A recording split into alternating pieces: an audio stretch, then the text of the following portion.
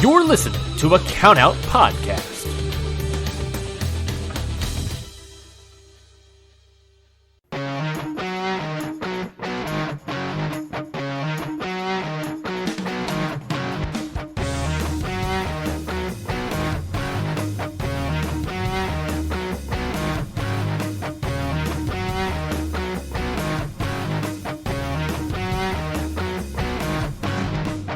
Hello, everybody, and welcome to Ring Post Radio, the best show to get all your news and topic and conversations and all that jazz. The place where you get the hot takes. I don't have an intro for the show yet. I'm your host, Ryan Knightsey.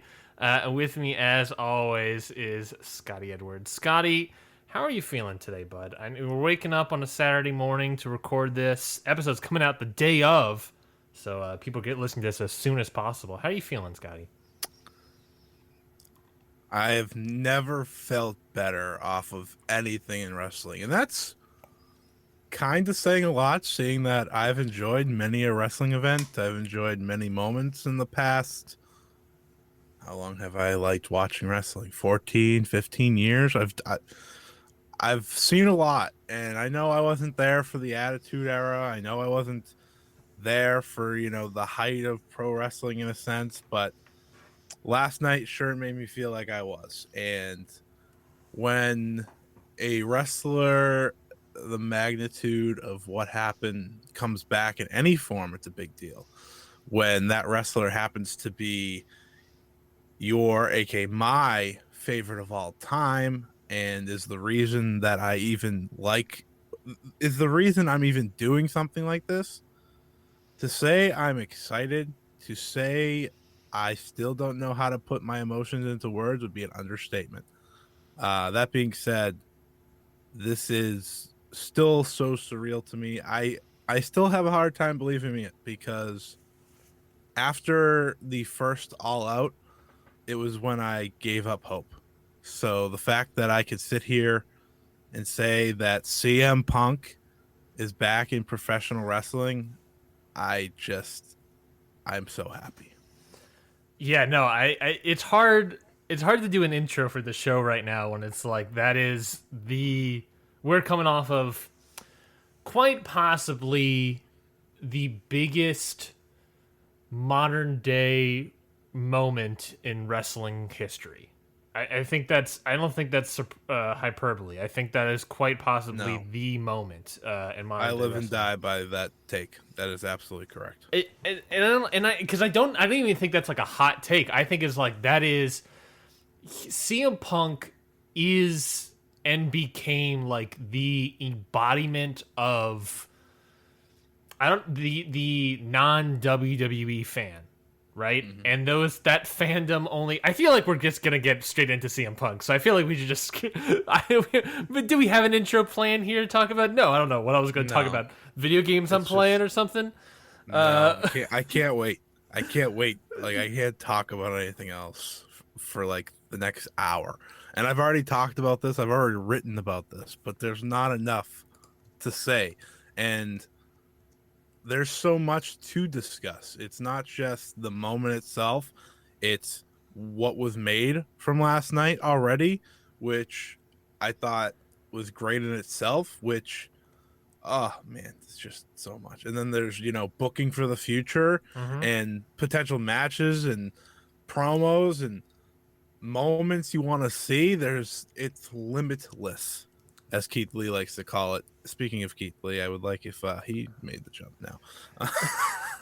Well, we'll get to all of that. Obviously, there's a lot to get to with the news that broke, that the return of CM Punk last night. Throughout the show, we're going to talk about. We're also going to talk about New Japan as well later in the show. Talk about Resurgence that happened last weekend.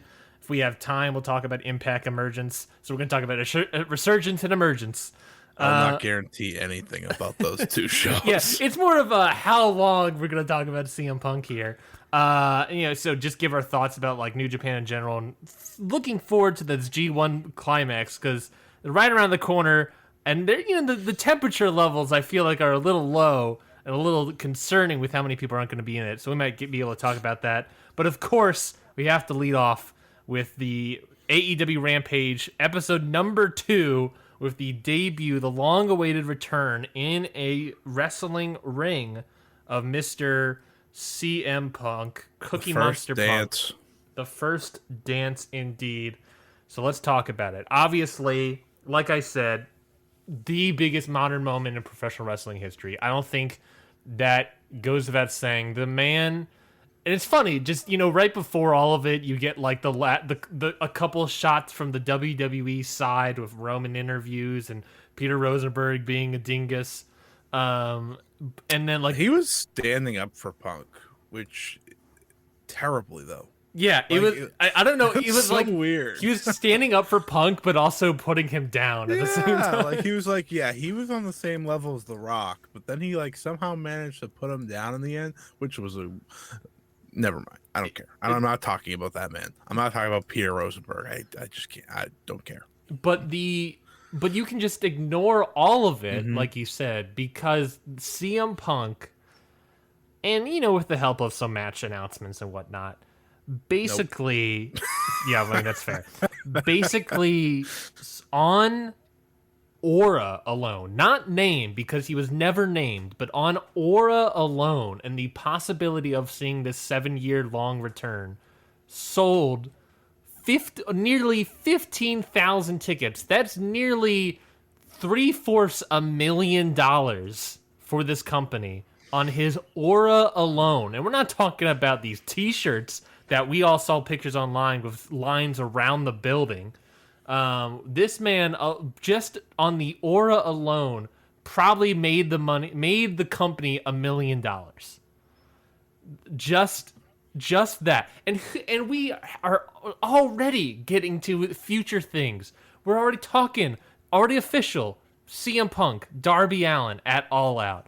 We're already talking about future fantasy booking matches. He's talking about like, hey, if Tony Khan wants me the G1 Climax, I'll be there. And it's like, oh my God, it's like it doesn't seem like a huge possibility, but it's like, oh man, he could. No, but I think it's believable you get a CM Punk New Japan match in some style. I think at least one. Probably enough for someone. I think at least one. CM Punk versus I don't know, Tanahashi. I'll let you talk. Okay. Because I have a lot to say, of course, but I know that as a CM Punk diehard that you are, this meant a lot for you. What's the craziest part? Like the hints and Tony Khan's repeated tweets and everything, leading up to it, with him not denying anything. It still never, I was never 100% confident it was going to happen. I think even on this show last week, you were like, it's been a tough road. My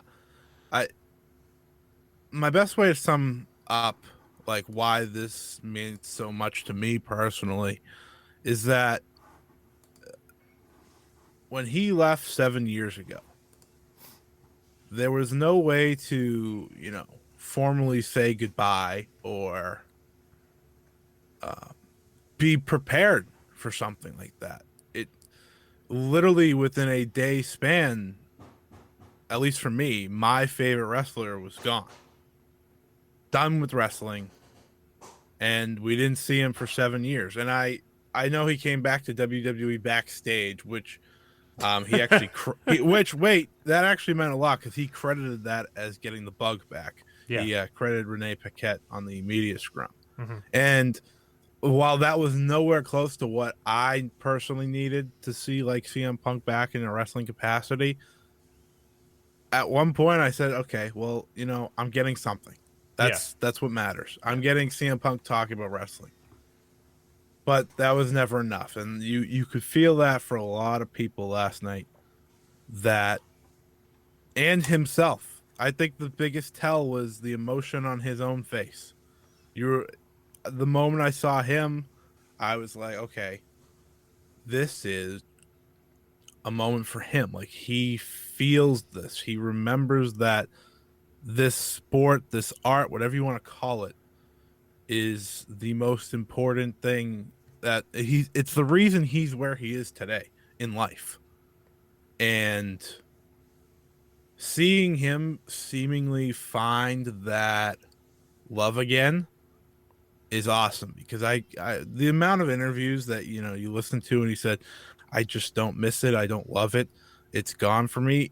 It was always tough to hear, and I have to appreciate and acknowledge that without AEW, this never happens. Like, CM Punk is never coming back to wrestling. I can acknowledge that, because he's always said, well, if money talks, but I don't think that was it with WWE. I think he needed a lot more guarantees than just money to be willing to step back in the ring with them.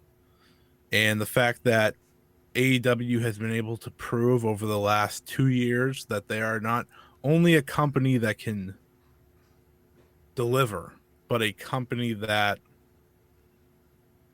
cares about professional wrestling, it's just awesome. And I am rambling on. I have so many more thoughts, but I'll finish off with this before I give it back to you. I was told by those around me that they've never seen me like that, visibly like happy just watching something. Like, I don't think I stopped smiling for like hours. I just could not believe that it happened, and I still can't, as we're sitting here talking on the next morning. Literally 12 hours since, like, I think it's been 12 hours since he was cutting his promo in the middle of the ring in Chicago, Illinois. Yeah, CM Punk, I sort of said it before, that he is the embodiment to me of the non-WWE fan. And, him being in WWE, obviously, being in ROH beforehand, he was well loved. I mean, you can just look up that picture of his, just watch that last match of his in Ring of Honor. Just the love, the admiration, the respect. And he was a heel in that last thing. He lost the title the show before as the heel, put over the next person, I forget who it was, and then comes out for the very, very last match, and it's the heel is gone. This isn't CM Punk, this is Phil Brooks that's saying goodbye to Ring of Honor. This is the love that's played. Theme music played through the whole way through, then looped back around to actually come out, because the crowd was so hot for it. And then going to WWE, CM Punk, treated well for the most part. I mean, at the very beginning, went to ECW, kind of got built up there, became champion, moved over to Raw, did very well for himself, moved to SmackDown, became world champion.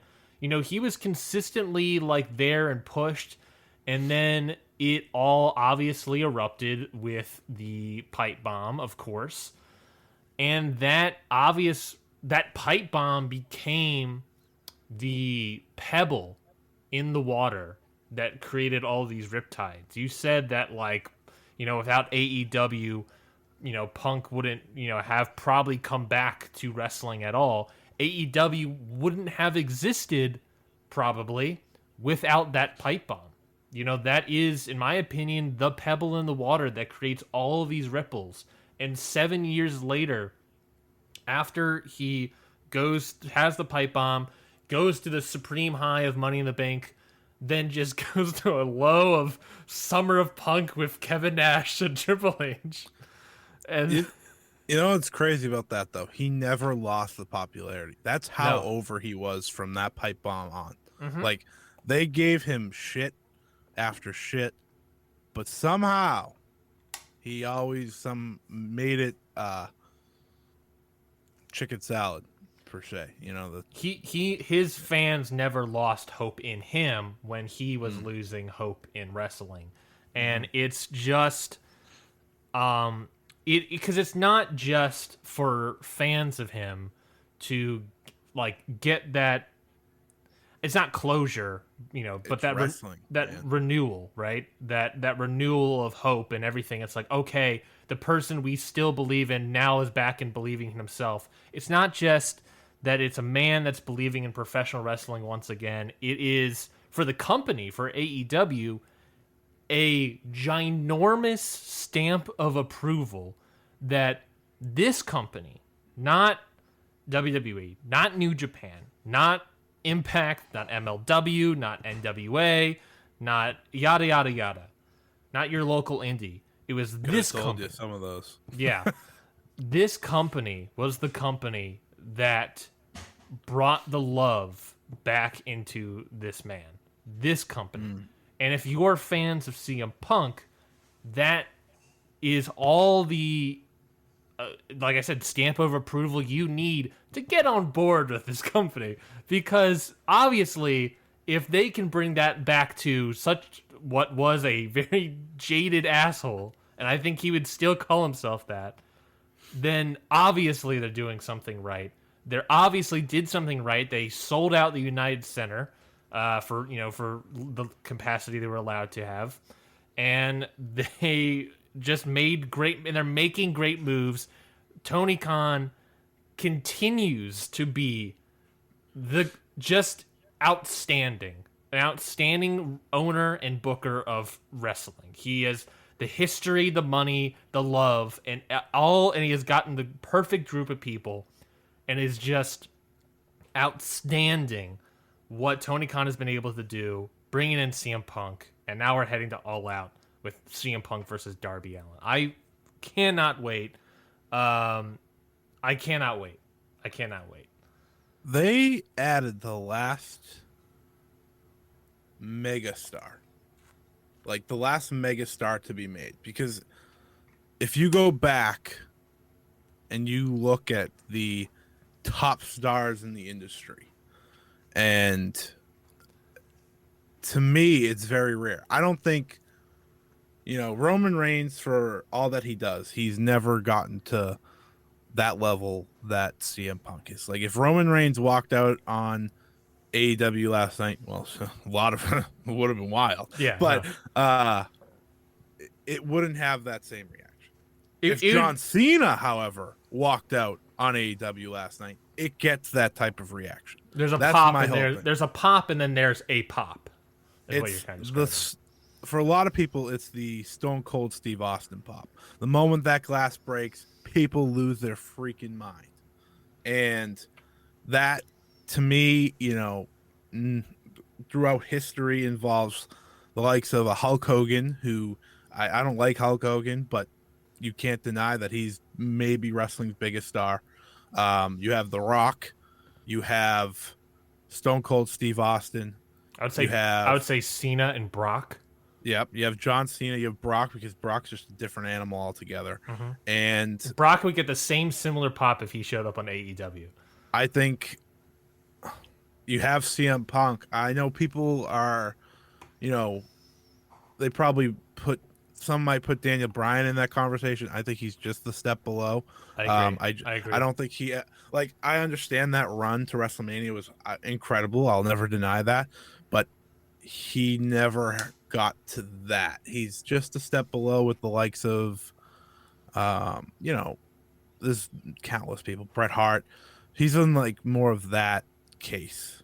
Bret Hart, Shawn Michaels. I would agree with that. He's not the pinnacle Mount Rushmore of wrestling icons, and we're not saying that Bret Hart, Shawn Michaels, Bryan Danielson are not wrestling icons, but I agree that there is, at least in wrestling, looking back on wrestling history, it does feel like there are these still people ahead of those guys, and we're not saying that, not taking away, because I think part of it is that there's also the difference between like those guys that you kind of talked about are really great wrestlers, while the auras attached to The Rock, Cena, Brock, Hogan, Austin, Punk now is just out of this world. Right.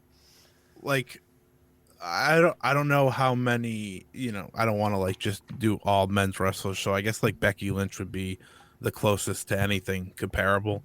Like if she walked into AEW, that would probably rip. Like she's not I don't have her on the Punk level, but she is probably on that the Brett Michaels Bryan, because I don't think we've ever seen someone at that level in the women's atmosphere of the United States. You know, Yeah. I don't think we've ever gotten to that point. So for her, it's a very different, thing to look at. But I'm going back to Punk. You give a fan who understands this business a lot of money and the determination to create something special, and you get AEW. That is what Tony Khan is. Tony Khan is one of us. I don't know if you saw the promo he had from before the show last night, but like you could tell he was emotional. He didn't have like much to say. He was just like, "This is gonna be a special night. I can't believe it." Like he couldn't believe it was happening because, again, he's one of us, and I think that's the beautiful part. For me, you talked about how, if you came away from this not believing in AEW, not believing in the product, then one, I don't think you like professional wrestling. Two, as someone who, is fully jumped into AEW, especially over the past, 6 months or so with what they're doing, because I feel like they're hitting on all cylinders in the aspect. This is everything for them moving forward. Now, with CM Punk on board, it's believable that they can beat, say, Raw numbers. I think that's what we're having, and CM Punk is not the last addition here. No. Like there are more signings to come, including the man we just talked about a few minutes ago. There are more signings coming, And apparently someone else. There's a third big acquisition. I've heard some rumors on that from someone that knows some people, but I'm not going to say it. You're not allowed to say? No. Dang it! We could have gotten hot. We could have gotten hot news. They're kind of big ones. Anyway. Can I know off air? Yes. Yes. Yeah. Maybe. But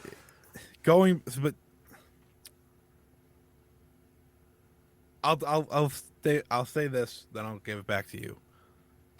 You don't have to like CM Punk. You don't have to. You can dislike CM Punk for all I care.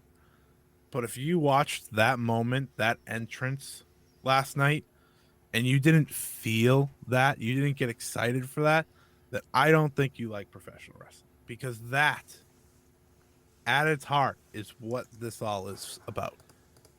Yeah, professional wrestling. I tweeted about it last night because I quote tweeted it because I took the idea of someone and went on top of it. The announcement of with CM Punk coming back, someone tweeted that it doesn't happen every day, it doesn't happen every year. Wrestling fans wait literal lifetimes. I think that's to me obviously what professional wrestling is, because the difference between wrestling and normal television is that you can binge normal television. You can watch it week to week, and then for 12 weeks, and you're like, okay, that's it. I'm moving on with the rest of my life. With wrestling, all of this is happening in real time, and so you have to go through it. To get this reaction, we had to watch the pipe bomb, watch the outcome of what happened, still being over the long-ass reign of WWE Championship, the shittening of CM Punk following that, his leaving, the podcast, the trials, the everything around that, all the WWE backstage return, all of that we had to be a part of it to get to this moment. And this is what, as you said, wrestling fandom is made for, and this is what it is. This is professional wrestling, and that is undoubtedly, like we said at this top, the biggest modern day professional wrestling moment of all time. I think I'm not afraid in saying that. This is the biggest moment in my life, like that I've ever seen live, and it's not even close. Yeah, like nothing even comes close. I've seen Daniel Bryan win the WWE Championship of WrestleMania. That's a huge moment. I've seen Kofi Kingston win the WWE Championship of WrestleMania. That's a huge moment. I've seen The Rock return after how many years to WWE. in 2000. Was that 2011 as well? Yeah, it was. Yeah, 2012 I maybe. No, it was 2011 because that was the year of Punk because they were building for once in a lifetime. Yeah, whatever. I've seen moments like that, and all three of those, massive. I've seen Brock Lesnar return to WWE, massive. Nothing touched this, and it's because the setting was perfect, the arena was perfect, the stage was perfect. For some reason, 10 p.m. on a Friday night just felt right. I don't know why. Yeah. Just felt right. And I liked your idea that, you had to go through the pipe bomb. To even step back, you had to go through that Ring of Honor run. Like, there are moments in this guy's career where he has just connected with the fans more than anyone else. And my last, idea of why this is so special is because you can't get this in any other sport, art, hobby. You can't get this. This man has been gone for 7 years. And yet, for 7 years, while he hasn't touched professional wrestling, we have heard the chants of CM Punk nonstop. Oh yeah. You're not going to go and watch the New England Patriots, and the moment Tom Brady leaves, you're not going to hear the crowd chanting Tom Brady for the next 7 years while he's gone. That's not how anything else works. Once someone's gone, people move on. Yeah. Professional wrestling doesn't move on. They never give up hope. And don't get me wrong, sometimes the CM Punk chants were just to get back at WWE. But at the same time, there are many people out there that never lost hope. And I said earlier, once the first All Out came and gone, he didn't show up. I started to finally be like, okay, this might never actually happen because this felt like the moment. But I know you, I know me, I know probably a lot of other people still had, that 5% chance deep down that, what, maybe someday this guy will, walk through the door somewhere and just change everything. And that's what we've gotten. Yeah, I'm supremely jealous of Lauren and Michael, guys from Count Out as well, because they were both there in attendance, and it's I cannot believe what they probably went through because they probably were losing their goddamn gourds. I was building. I've never been more tempted in my life to just send it to Chicago. Because I was like, I want to be there so bad. I just couldn't. I almost want to do it for All Out, but I can't for that either. So I'm just going to watch at home, which is perfectly fine for me as well. We have a lot of special nights still ahead. Yeah. That's the crazy part. Like, this is just the beginning. We have Dynamite on Wednesday. The 100th episode of Dynamite, may I add. Yeah, which will be the Dynamite debut of CM Punk. How about that? Full circle. We have All Out, which is his first match back, and he is going against an up and coming star. He didn't need to go against, Jon Moxley. Wow, that would have been great because Jon Moxley is a far different version. CM Punk even said, I've never wrestled Jon Moxley. That's the beauty of it. Like, he's never wrestled the true form of who Moxley is. Mm-hmm. There's just so much to get into here. Let's talk about that future. Yeah. Then let's talk about that future. Yeah. Obviously, there's a media scrum afterwards. Punk and Tony Khan, who were both on it. I think it was like an hour and a half media scrum or an hour of media scrum. Punk and Tony Khan don't reveal how long the contract is. Basically, he's not a part-timer. He's not on a short-term thing. Mm-hmm. He's gonna be here for a while. We don't know how long that while is, but let's assume a year, at least a year or two.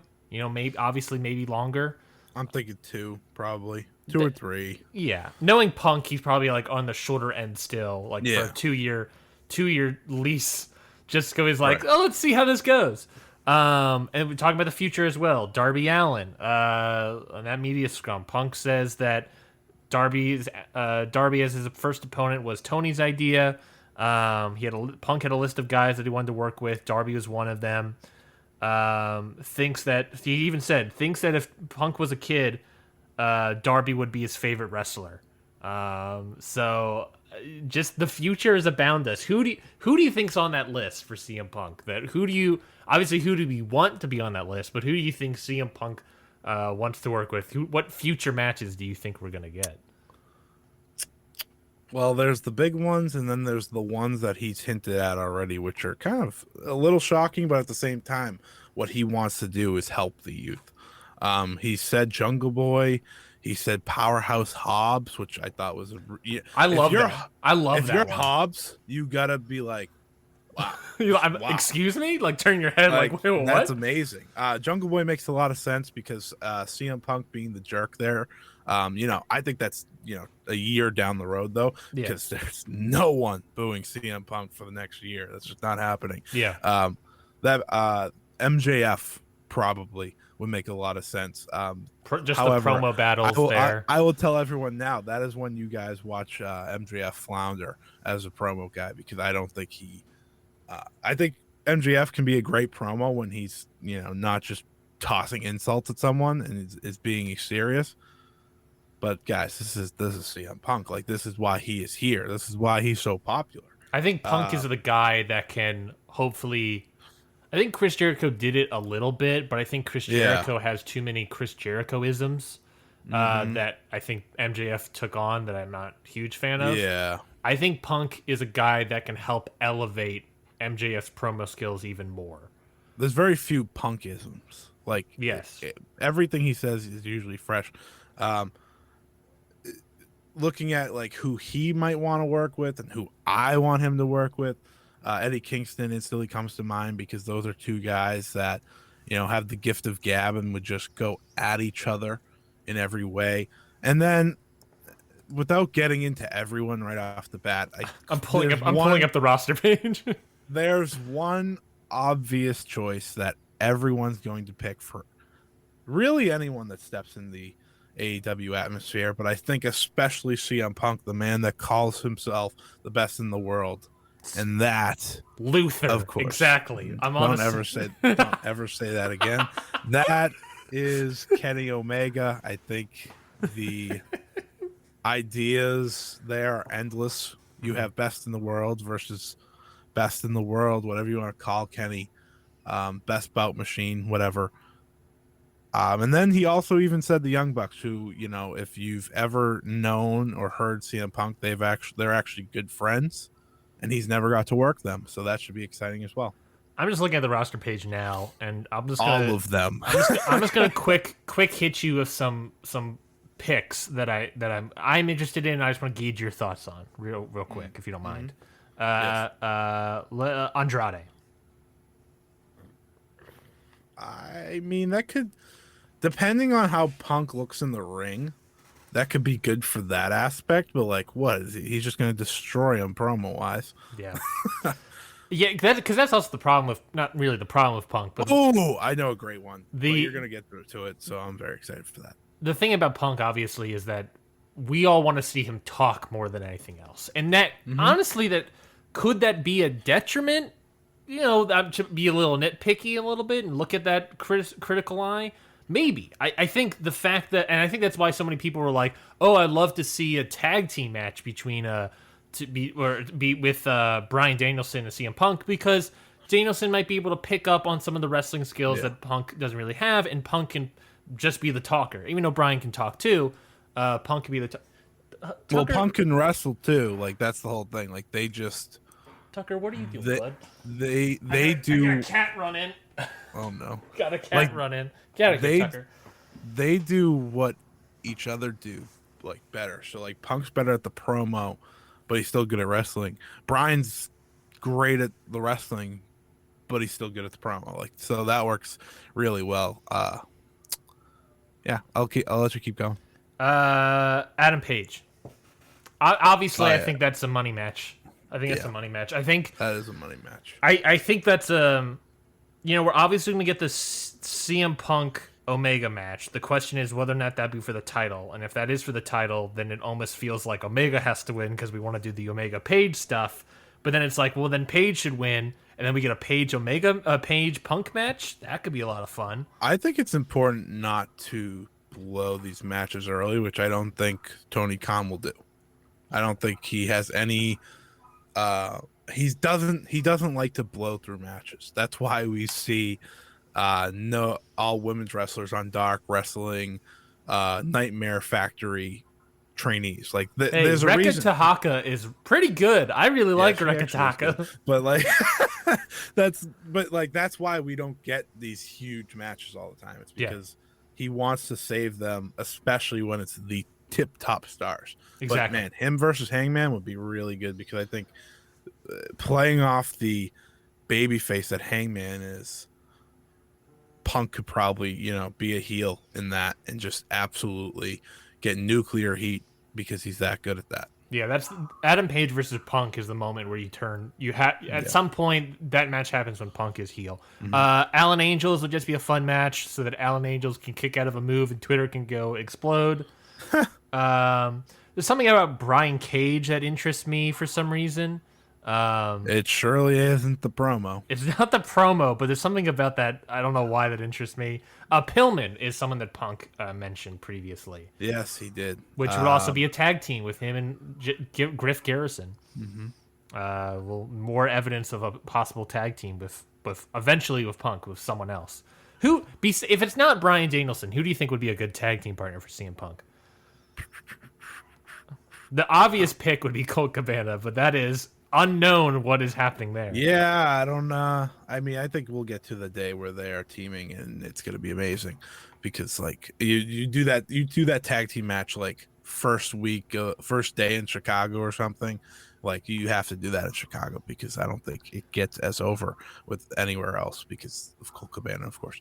That's one of that tag team is one of those things of if they can put it all aside, or if they can bury the hatchets, that's a money tag team.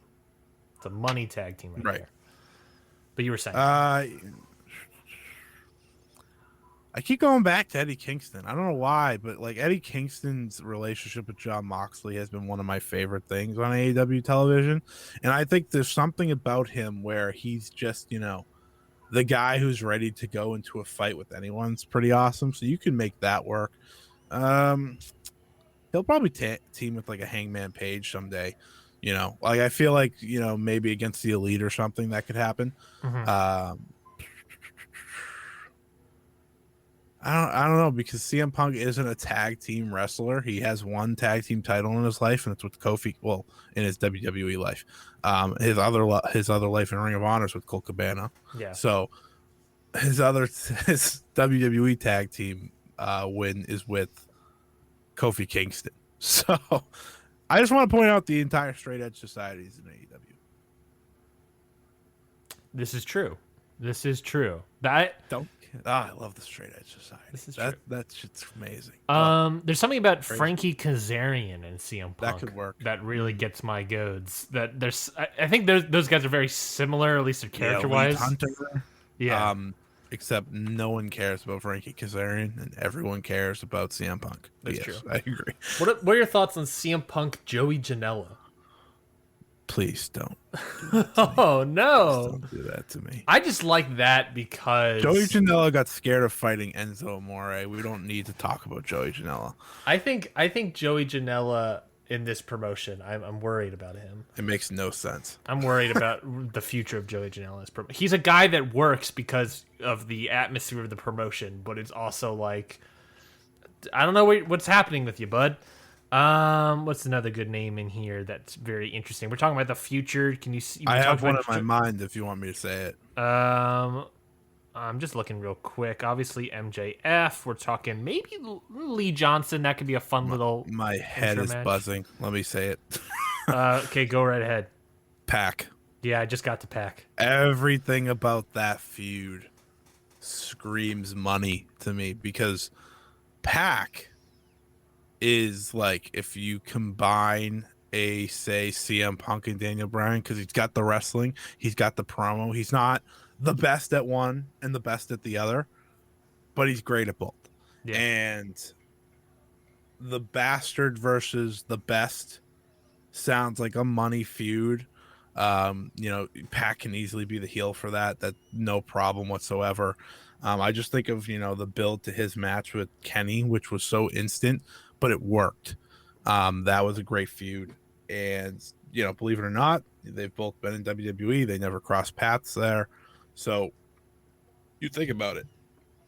I think obviously Orange Cassidy would eventually happen too. I think Malachi Black. Yeah, I think Orange Cassidy Punk is a money match in the AEW universe. Malachi Black They would used be to- interesting. People used to compare Aleister Black to being like the next version of CM Punk in WWE, and I was like, well, first of all, that's like not a thing. That's You're weird. literally just saying because he has tattoos. That's Yeah, fine. that's weird. That being said, I think they're both so creative that could work really well too. Penta and Phoenix would be very interesting. Oh yeah, that's the CM Punk and Penta, just because of the charisma alone, would be like absurd. I don't know if CM Punk could keep up with Phoenix, just because like no one can keep up with Phoenix, let alone someone that just came back. But yeah, that'd be a lot of fun. I feel like we have to say Cody Rhodes. Yeah.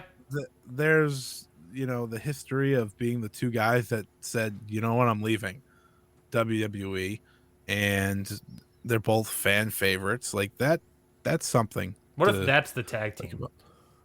I could see that. I could definitely see that. Well, like just for a one-off, I don't think they're gonna like go chase tag team titles anytime soon. But yeah, that could work. That could work. Only other name I saw on here, I think there's obviously like Sammy Guevara and some other guys that are on here. Like Sammy Guevara. CM Punk versus the Butcher would be great. I just something about that is great. Wardlow maybe.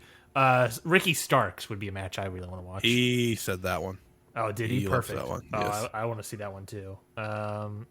Yeah, no, I think there's just a lot of future possibilities for CM Punk and AEW. And I think, on a whole, this is just, we talk about a great business move on Tony Khan's part, and just the future of this business. Do you think the rest of Rampage, obviously a butt ton of people tuned in and watched the show. We don't have the ratings out, obviously, yet. They're not going to come out until Monday.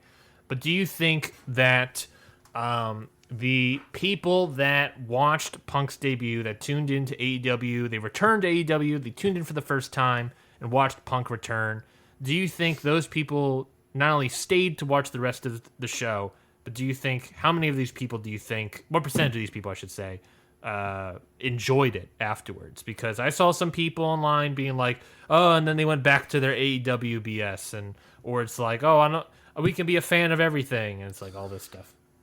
I made the joke that like, oh, other things happened on the show, but like the tag team match was really good. I thought for what it was. It wasn't long, but I thought, Private Party, who is a team that had a lot of buzz when Dynamite started, they showed why they are very good and are future, tag team champions for this company. And then there's Jurassic Express, like having someone as popular as them go out there right after Punk, I thought was really smart. If you enjoy wrestling, you would have enjoyed that match. Then there was Jade Cargill versus Keira Hogan, and I feel like Jade Cargill, someone that like if you turn the TV on and you see her, you're like, what am I watching here? Because like, who is that? She is a star, like definition of. She might not be great at wrestling yet, but she's an absolute star. And then the main event has Jon Moxley in it. Like, that's someone people know that probably tuned in. So, do I think people just stayed around the whole time? I think the majority probably did, but there were definitely probably a couple thousands that probably dropped out. And that's not a shot at anyone else. It's just, it was all about Punk. Yeah, I think AEW made the great play in putting Jungle Boy and Luchasaurus versus Private Party as that first match afterwards. Because if you stay stuck around and want to watch some cool tag team action, because I think it's also that match is in a lot of ways what the embodiment, the ethos of the promotion is. So if you want to see what a promotion's about, it's this tag team wrestling, 4 hot young stars in the making. So these guys in the background, and they're all fighting for the titles. Yeah, I do wonder if you have Moxley come out immediately, does that keep more people around? Because Moxley is a name enough to the point that maybe those who know him that were just tuning in for Punk stick around for that too. But it's a huge spot for those four, the tag team, because I think that's great. And Jungle Boy, I know you have your gripes with him, which are all reasonable gripes. Like, he's not getting the big win whatsoever. Like, those are reasonable gripes to build a star. But this dude is over. Like, he is so over, and it's always incredible to me. Like, how if you put like the entire roster on a show, he's gonna get one of the top 10 loudest pops, which is impressive with a roster that includes Kenny Omega, the Young Bucks, Thunder Rosa, who gets amazing pops, Britt Baker, who gets amazing pops, and now CM Punk.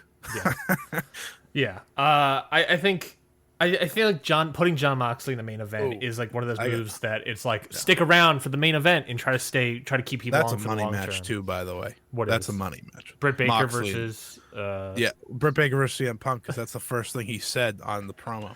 I love that, by the way. I just want to say real quick. I love that the first thing he says is he putting someone else over and comparing his pop to a Britt Baker and being like, "Oh, we're the same." That in a way, the first thing he does is correlate himself to the women's champion and be like, "We're the same. Thank you. Right. You prove that we're the same." Yeah, which I think elevates her and all that jazz. Yeah. Let me ask you: Daniel Bryan walks in at Grand Slam. How long do you hold off on those two wrestling? On which two? CM Punk and Bryan Danielson? Yes.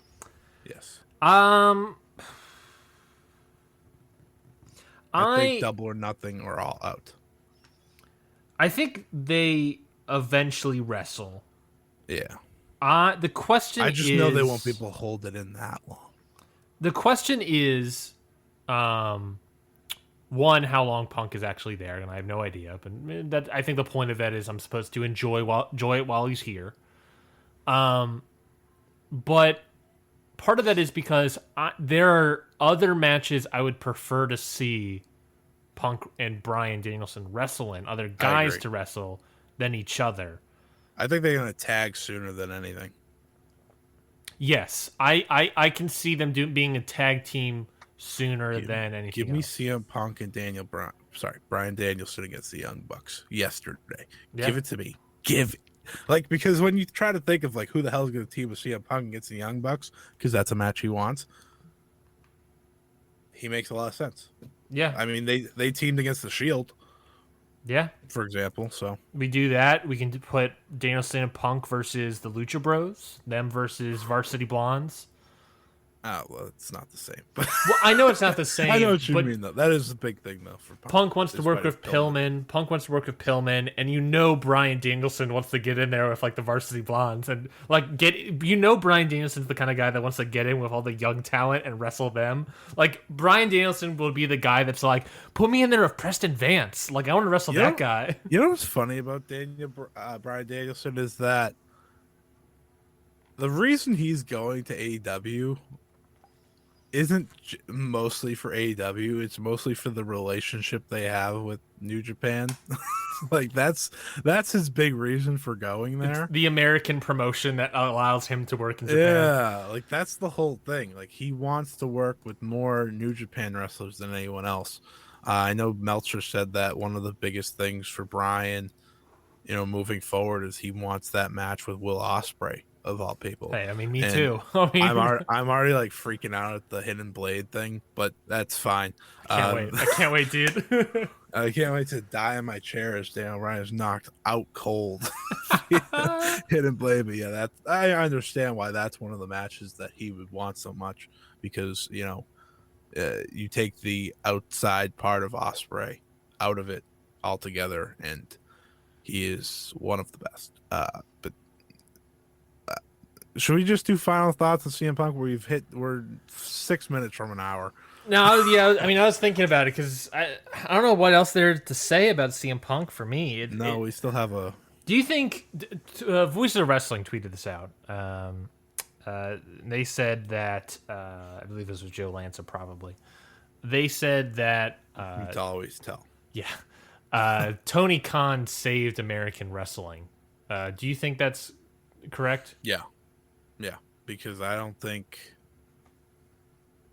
don't know if professional wrestling has a role in the next 15 years in the United States as prominently as it has for the past 15, 20, 25 years without AEW, because WWE is going down a road of we are this content creating company that has professional wrestling. Yeah. And without Live sports content. without a professional wrestling company that is on television week in and week out and making people talk, I don't think I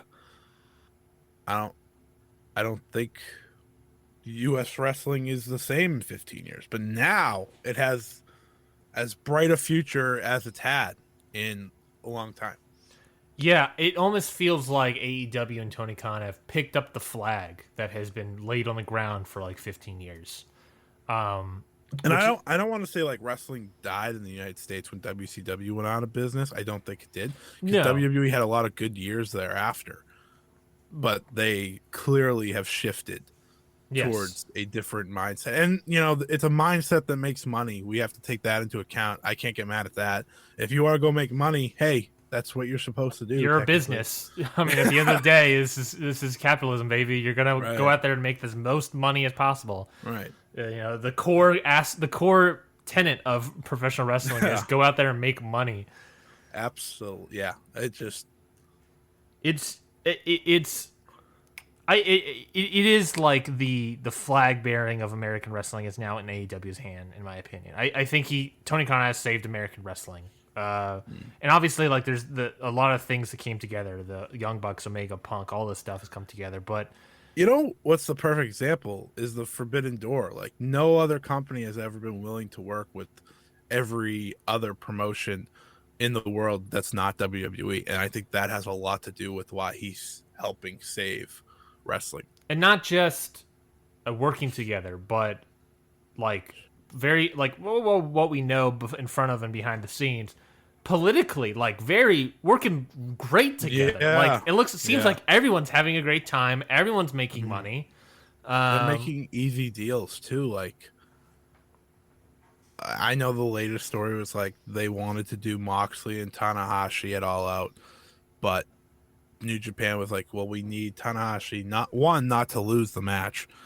So we have to, and we need him back for the G1. So, Tony Khan was probably like, that's fine. I get it. And also we need we need a bigger belt over in our promotion. We got to run with this belt and we got to run away for a bit. Sorry. Yeah. Which is totally understandable. I think it's a lot to juggle, working with other promotions, but at the same time, it's clearly working out, seeing that one AEW signed wrestlers, Impact World Champion, one was New Japan champion, the U.S. title. Like there is a lot going well here, so I like that take that they've saved American wrestling. I know that sounds like a ridiculously like major take, but it's absolutely true. I don't think it's a major take at all. I think it is. For like regular people, yes, they probably that's were fair. Like, what? AEW saved wrestling? Yeah, because the obvious backlash is like, but WWE's still there. But I think you're right. It's just WWE has just become a content creation machine that their live sports content happens to be pro wrestling. If it could be anything else, and they would be okay with that. And they are trying to make it be anything else, doing all these like, Ms. and Mrs. and all this other content. And again, it's money, and we all understand that. Doing that. But then they're doing that too. And it's money at the end of the day. We all understand that part. But it's just become, for lack of a better term, a factory. It's just become a warehouse that just, you go in, you do some roles, get some money, get paid, go out, and they'll make $1 billion off of it. And there's no... and I think that's the thing about WWE is that, and this is my big take about WWE, in the world of professional wrestling, they have taken themselves out of the equation on purpose, and to me, because of that, they don't matter. They just don't matter anymore. And as a former WWE fan and all this stuff. That obviously that's the first thing we all watch. To me, it's just like they can do all these things. Like Cena comes back and that's cool, and then he'll probably lose at SummerSlam. He'll lose tonight, and it's just like cool. Nothing mattered. Who cares? I'm excited about all these other things that are happening. AEW, New Japan, MLW, Impact, NWA is sketchy. AAA is. I watch AAA. All these indies happening. There's so many other better things happening that to me as a WWE watcher, it just anything I watch there, it just doesn't matter. Nothing matters there, and it's like, and they know it because that's their business model. It doesn't matter. Just make as much money as possible. Yeah. So why should it matter to me? And for AEW, I hate to do the comparisons, but they make wrestling matter. And as a fan, because they love it, it makes me love it even more. And I think that goes with any other promotion. Yeah. Speaking about other promotions, let's talk about New Japan. Why don't we? Wait, I had one question for you before we move on. Sure. One last question. Does CM Punk appear in Ring of Honor one more time? No, according to that media scrum, like Punk is saying that he's like an AEW guy, so he'll do things if Tony Khan wants him to do it. I think he will do. I think he'll get one more appearance there. If he could, if the setting is right. That's the question. Is they keep saying they want to open the fucking door? Just open the goddamn door. Yeah, God. I'm surprised they haven't done it with Ring of Honor yet. The problem is that if they did, who would Punk wrestle? And that to me, that's the big thing. Is like who's the most interesting draw there? Roosh? No, I don't want to see that. That's my thing. Like the idea of him being in a Ring of Honor ring one more time. I guess he has to wrestle. But. It depends on how they use CM Punk, and I almost feel like using Christian as a forbidden door to Impact is very interesting, and then also using CM Punk as a forbidden door to Ring of Honor could be very interesting, and then having Ric Flair be the forbidden door to NWA, and then like Danny Limelight's the forbidden door to MLW. Danny Limelight's gone from AEW altogether. I know, cause I think he signed with MLW. Yeah, which is great for him. AEW, look at the things that AEW can do. But I like the idea of like maybe using these legends, loaning them out to to Ring of Honor and helping them out. Bryan Danielson going to New Japan and doing these sort of things and cycling out guys, like cycling out Moxley and putting in Danielson, cycling out Omega, putting in Christian. I think it works. I think it works in my opinion. I think it's more possible you see like them run Punk versus Danielson in Ring of Honor, not AEW. AEW will do that match first, but maybe somewhere down the line at like an anniversary show. There comes together where like all these old Ring of Honor wrestlers just go there. Who knows? By then, maybe Samoa Joe can go there because we never know what happens. But yeah, we can move on now. I'm just very excited about everything that has to do with CM Punk, AEW. It's a wonderful time. Yeah, it is certainly a wonderful time. I'm very excited for just the future, of Punk and AEW. I think that's very much strong here in our takes here. But let's move on. Let's talk about New Japan a little bit. We got some more time. Let's talk about New Japan a little bit. Last weekend they had their Resurgence show. It was the big show in the States for New Japan. The Big Show, Paul White. Yeah, the Big Show's there. This is the New Japan. They had it at the Torch at the LA Memorial Coliseum. A bunch of matches there. Obviously, these are cold ass takes. So why don't we just run through the card and we can just give some cold ass takes here, Scotty? Sounds good. First match of the night was, of course, Alex Coughlin versus Carl Fredericks. I think this is a very solid match. I think that, your classic New Japan opener of having these like kind of younger guys go out there and beat each other up, and then obviously Carl Fredericks getting the win here. I thought it was very solid. I don't really have like huge takes, but what do you think? It was a match that happened. I think Alex Coughlin's really good. That was my biggest takeaway from it. I really liked Alex Coughlin. I really like Alex Coughlin. I think he has a very bright future. When the LA Dojo is able to do New Japan stuff, like go to Japan. Like I think he's definitely someone that can be a star for them. I agree. I understand the appeal of Carl Fredericks, but I've always been a bigger guy of Alex Coughlin. I like Clark Connors too. I love me some Clark Connors, some white rhino. Clark. Speaking of Clark Connors, 6-man tag team match. Clark Connors, Ren Narita, and TJP defeat the team of Fred Rosser. No, Mr. No Days Off, Fred Rosser. I love that he has like that on his screen, his title card, Mr. No Days Off. Fred Rosser, Rocky Romero, and Wheeler Yuta. Thoughts on this match, if you have any? It's okay if we don't. I mean, these are cold ass takes, like I said. Red Narita's really good. He's going to be really good. Like I said, Clark Connors, I like him a lot. I like watching him go at it. I think he's one of the better LA Dojo guys. And Wheeler Yuta. Yeah. Making moves. Making moves, baby. It sure feels like he signed with the AEW because they've put him in a faction. But I do like that they are letting him do these New Japan shows too, because I think this. I won't say the sky's the limit for him, but he's going to be a big player moving forward, I think. It's really funny to me watching Wheeler Yuta pop up everywhere, because it's like you get the news about like, yeah, WWE passed on this guy, and it's just like you see him everywhere else doing a great job. I thought this match was pretty good. It's just like, man, I can't believe you passed on this kind of guy. But yeah, I thought, like you said, I think Clark Connors is great. To me, I really enjoy watching Clark Connors. There's just something about him. He is almost like, I mean, it's partly the hair, but he's almost like a mini Adam Page. I thought he was Hangman Page about 3 times watching the show. I was like, what? Why is he here? And I was like, oh, that's not him. I love the spear is great. The spear is amazing. I think Clark Connors has everything. Shibata's just doing a great job, man. It's almost like Shibata knows what he's doing. I have all the faith in Shibata. Thought. Oh yeah, I bet a lot of people do. And if he ever somehow can connect all the dots and somehow step in that ring one more time, the world will explode once again in a good way. I would agree. 10-man tag team match: Adrian Quest, Chris Dickinson, Fred Yehai, Leo Rush, and the newly minted non-young lion. What do we call them? Just normal people? What do you call a person that's not a young lion?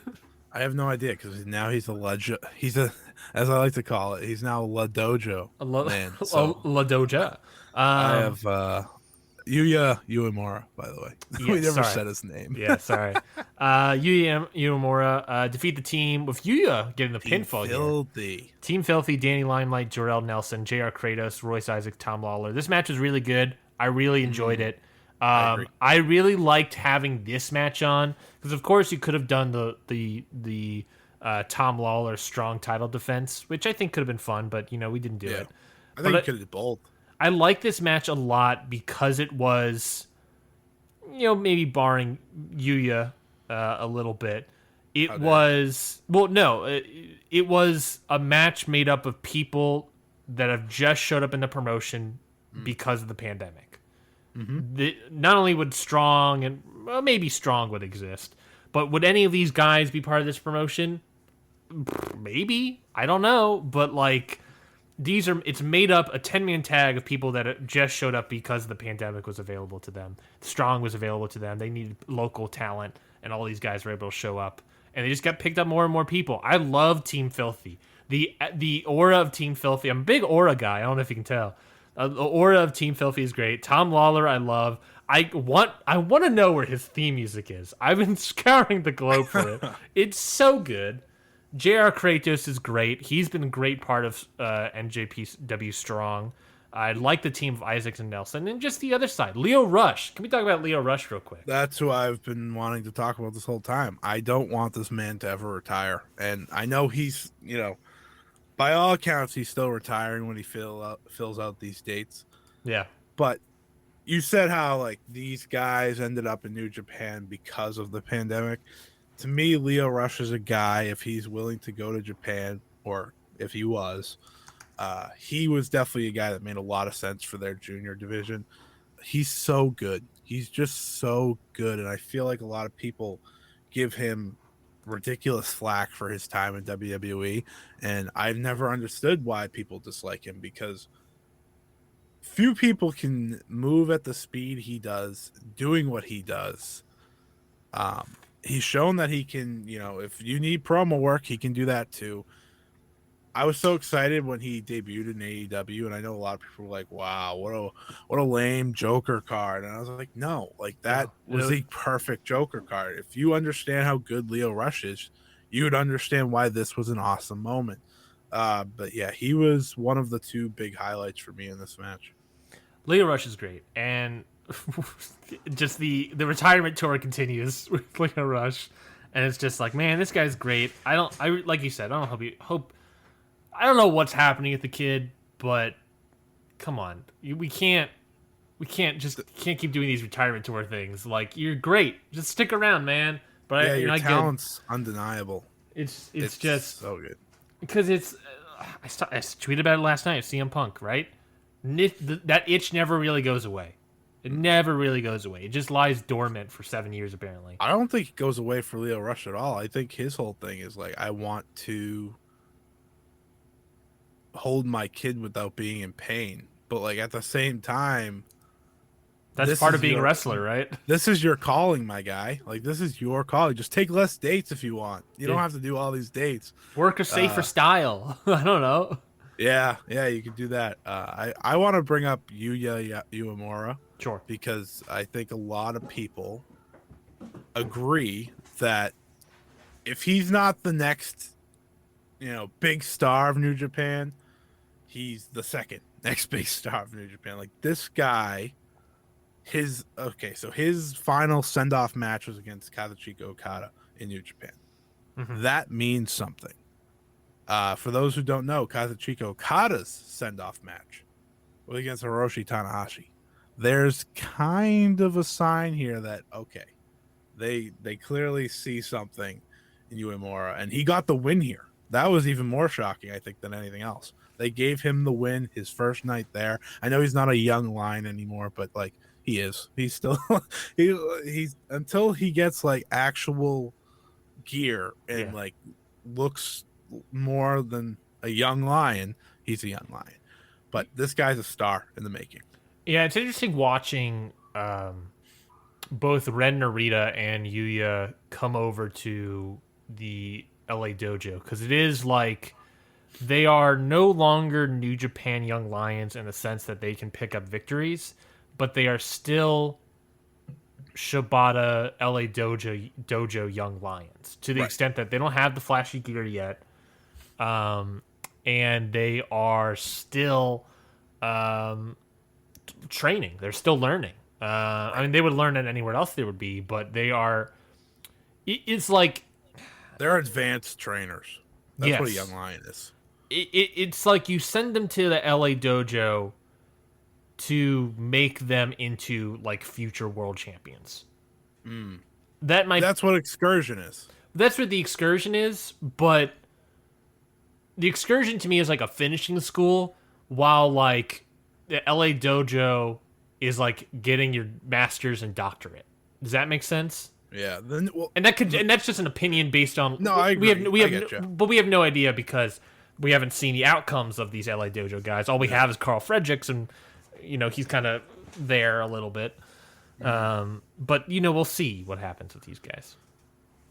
The new Excursion style of sending these guys to the U.S., but in their own promotion, I think it's really interesting.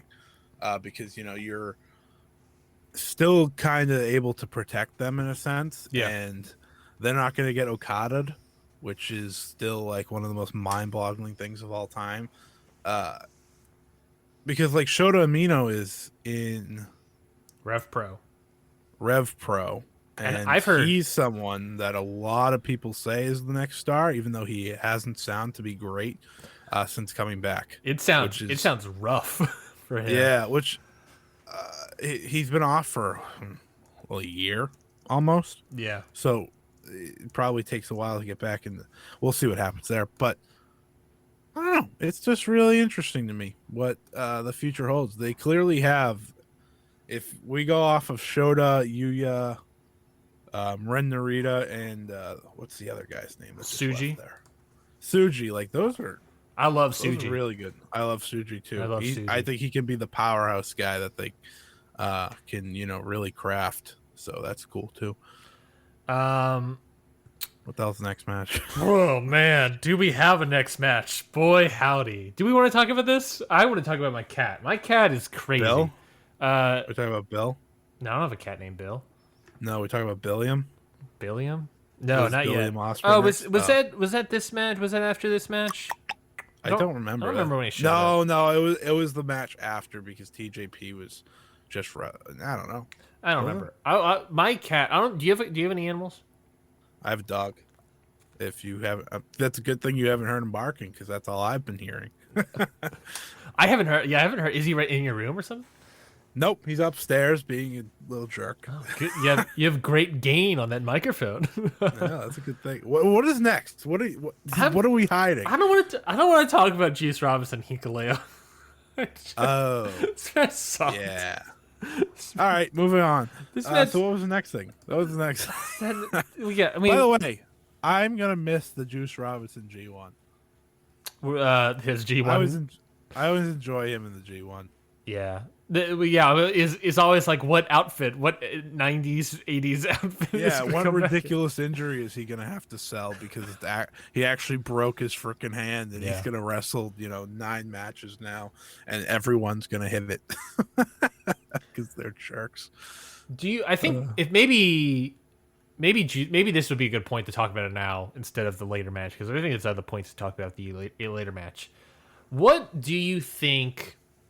Obviously there's a lot of talks last week as well with that David Finley Wrestling Observer interview where he's sort of teasing that he moving to Florida. He wants to train under Shawn Michaels in NXT. Tag partner Juice Robinson, his girlfriend, is in WWE as well. What do you think is the likelihood of David Finley, Juice Robinson leaving New Japan and going to WWE? I think it's high for David Finley because his dad works there. I think Finley, he still works there. He didn't get fired again. Okay, he brought back. He got brought back. Yeah, he's been brought back like 17 times, but yes, he was brought back this time. I think the probability of David Finley doing that maybe is a 70%. I don't see Juice doing it. He's been there. He's seen it. But I also don't know what his ceiling is in other places because I think there was a time where Juice Robinson had the popularity that he could become one of their top legitimate Gaijin wrestlers. Mm-hmm. But I feel like that has somewhat passed us by in a sense because he was stuck in the same role for 3 years of chasing the IWGP United States Championship that no one really cared about until this past year. Yeah. So it's weird to me because he could definitely go back. He could be one of those people that go back, but at the same time, I think he knows enough that I've been there. I don't have an in like David does, and while his girlfriend's there, in wrestling, in anything, going somewhere just because unless they get married, that changes everything. If they are they engaged? I don't think so. No, I don't think so either. No, if they get married, that changes everything. But right now, they're just boyfriend and girlfriend. If you're making half your decision because of that, then I'm sorry. Dude, you good luck because WWE is a tough animal and Juice Robinson's a guy that would definitely get lost in the shuffle. I think David Finley is too, but he has his aspirations. I think they could be a good, in a weird way, not in terms of the comedy part of it, but in a weird way, kind of that this is going to sound like a very weird comparison. Oh boy. I think they could be in a weird way the sort of replacements for that Breezango team. Less the comedy, but more so that they are the quote unquote their stability, the quote unquote veterans. They're probably not going to get a title shot. Maybe they will. Well, not they will get title shots, but might not get a title run. but they'll be there to sort of help out these younger talents more so. I think that's probably what's going to be for them. And I think that sucks if Juice, for me, I could see David Finley going. I don't like that because I think, he has a lot of potential still in New Japan that he can be in. Juice, I feel like he's, like you sort of said, reached his limit. He needs to change something or move somewhere else to maybe do something else. But I think he's almost reached his limit. And I feel like what sucks is that I feel like a lot of this is because of the pandemic, because they were just starting their tag team as the pandemic was starting. I remember they won the titles at Wrestle Kingdom. I was there in Atlanta when they lost the titles to GOD. And it felt like we were going into something. And then the pandemic started and they just got halted. And now they're stuck in tag team limbo, it feels like. I do I do like that they've kind of given David Finley like this little shine, because I think he's very good. But yeah, it saddens me because I thought Juice had so much potential in New Japan. Like, he's a guy that the Japanese audience really liked. He just has so much charisma bouncing off of him. Yeah. And I don't know what the future holds for him. Hopefully it's good though, because I think he offers a lot. Tomohiro Ishii defeats Moose in what I want to say was, in my opinion, the match of the night. I love this, and I can't believe I'm saying this at a Moose match, but Tomohiro Ishii obviously is. I know you're not a huge fan of Ishii. I am like, people don't like me for that, but that's fine. But I'm a huge fan of Ishii. I think he really works, that big bruiser brawler kind of guy. I've always really liked Ishii. And Moose, watching Impact, has really gotten better. I think when people think of Moose, they think of like when he was still, fudding about on Impact a couple years ago, just doing these dumb little bits and stuff. But I think he's something in the past year or two has clicked in his head, and he is now really putting in the effort to become a better professional wrestler, and I'm really appreciative of that. Excuse me. As a fan, we love to see effort from all these wrestlers. So I think him... Talk for yourself. But him putting in the effort to try and get better, I think it shows. I think he did a really good job here against Ishii. So I really want to commend Moose on that part. Ishii, in my opinion, was going to be good no matter what. But Moose, I think, was able to step up to an Ishii type instead of bringing Ishii down. So I thought that was really good. Saw a lot of people call this the greatest match in Moose's career. I would agree. I can't remember. Quite possibly. I can't remember many that I was like, wow, this is amazing. Because it's been rare that I've liked Moose matches, let alone thought they were great. According to Cage Match, it is currently his best match ever. I think this was a good showing by both sides. And I actually liked it, even though I'm not the biggest Ishii fan, because it was different. It wasn't the same 50 people that this guy, I feel like, has to wrestle every single time like he has a big match. That being said, Jay White had the perfect promo talking about Ishii later in the night. So if you really want to sum up my thoughts, you can just listen to that promo about Ishii, and I think it's the perfect promo. What about Ishii? I want to dive into this because I feel like Ishii, you to Ishii is me to Jungle Boy. What about Ishii? I get told that Ishii's like the best wrestler, but he does the same thing every single one of his matches. But it's always good.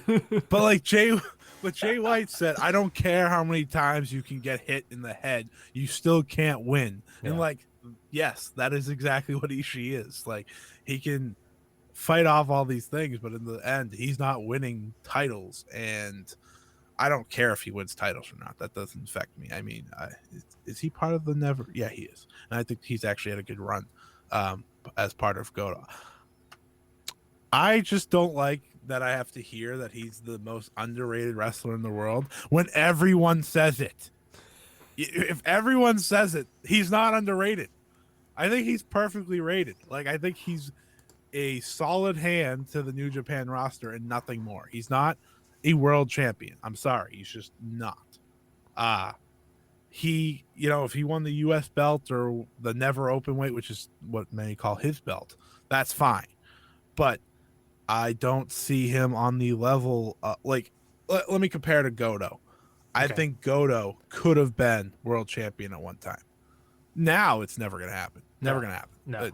But no like way. Goto, No way. Goto is winning G1s. Goto has won. I think he won the New Japan Cup. I'm going to say yes, maybe 1 year, 2 years. Who, Goto? Yes, I think he did. Anyways, I'll look that up. Like, I compare those two a lot, and I think they're both very solid professional wrestlers. I prefer Goto, but people can prefer Ishii. That's fine, whatever.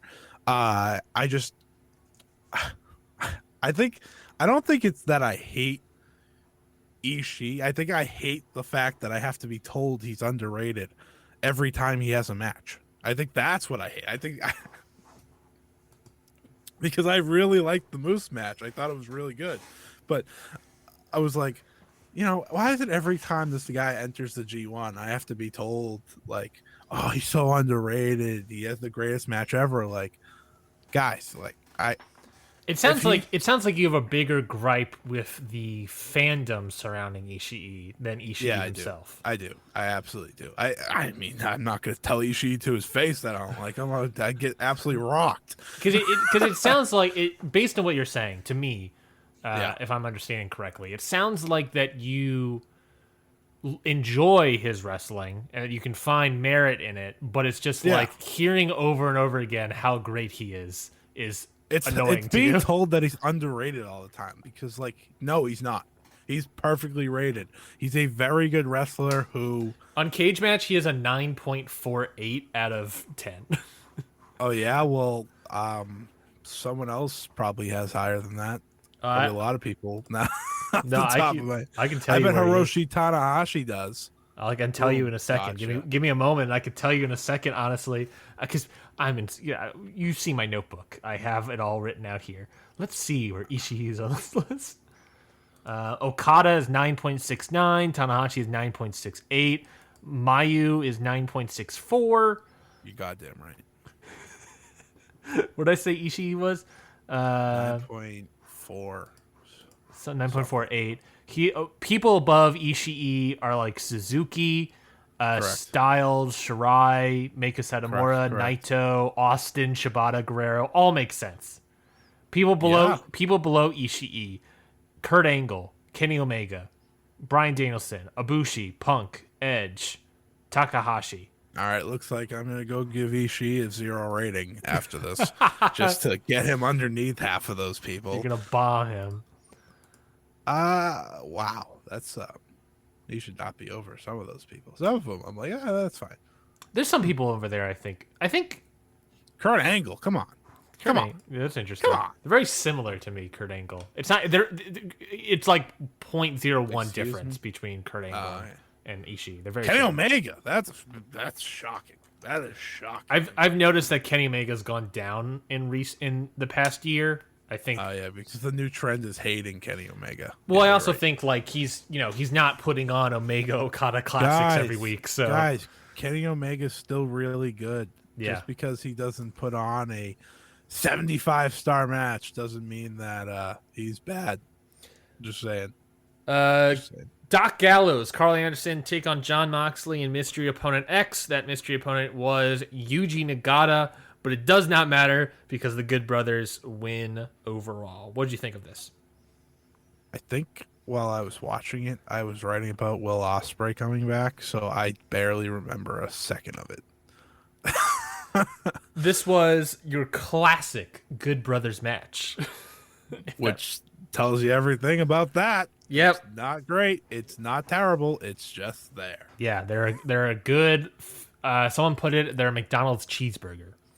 I believe that's the Super J Cast. Joel from Super J Cast said they are McDonald's cheeseback. They're consistent. Like, what happens? They're but fine. I've never craved the Good Brothers. Well, I skipped it because that was probably the point where it was. Will Osprey. Let's talk about Will Osprey instead. We got to talk about Billiam here. Will Osprey returns. There's a lot to unpack here. A lot to unpack. Will Osprey returns to New Japan. He says that he is healed up. He is no longer on the reserves or whatever was happening there. He says that he is not going to be in the G1 Climax. He says that, in fact, part of that is because he's going to stay in America. And he pulls out the IWGP World Heavyweight Championship and says that he's not giving up the title. I love that great shout out there that, like, they wanted to strip me of they stripped me of the title as the day I left, but they never stripped Moxley of his title. I thought that was good. That was a very great point. But he's still there. He still has the title. They're running that angle of champion versus, real champion versus real champion. Who's the real champion? CM Punk versus John Cena all over again, baby. Here we go. Mm-hmm. And says he's going to be defending the title in America. So we're going to see a lot of Will Ospreay title defenses in America.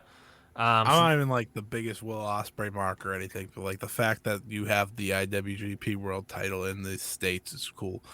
Yes. Oh, very cool. Because we get to see cool-ass Shingo world title matches and cool-ass Osprey world title matches. And obviously, eventually...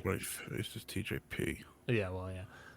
Obviously, you get some cool Wrestle Kingdom ideas there. But thoughts on not only Will Ospreay... I thought his promo with here was great. I saw some people not being into it, but I thought I gave huge Conor McGregor vibes. And I think this version of the heel Ospreay is better. Now that we're not doing this bullshit B Priestley stuff, I think that this version of I was about to say, I think this version of Ospreay, this version of Ospreay is like this very cocky asshole that just talks a lot of shit. That can then back it up. I think is very interesting to me.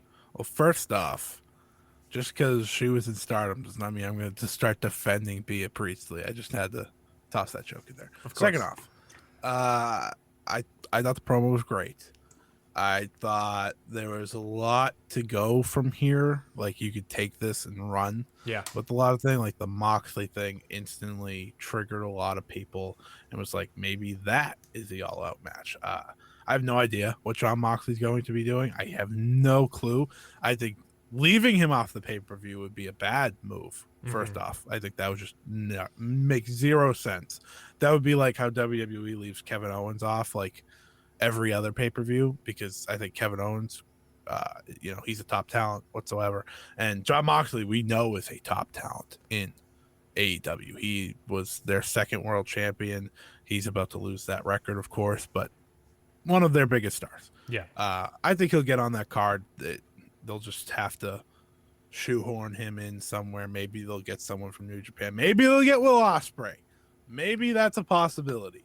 Moxley as the Forbidden Door match is very intriguing because he doesn't really have anything happening. No. Problem is then you have no Eddie Kingston.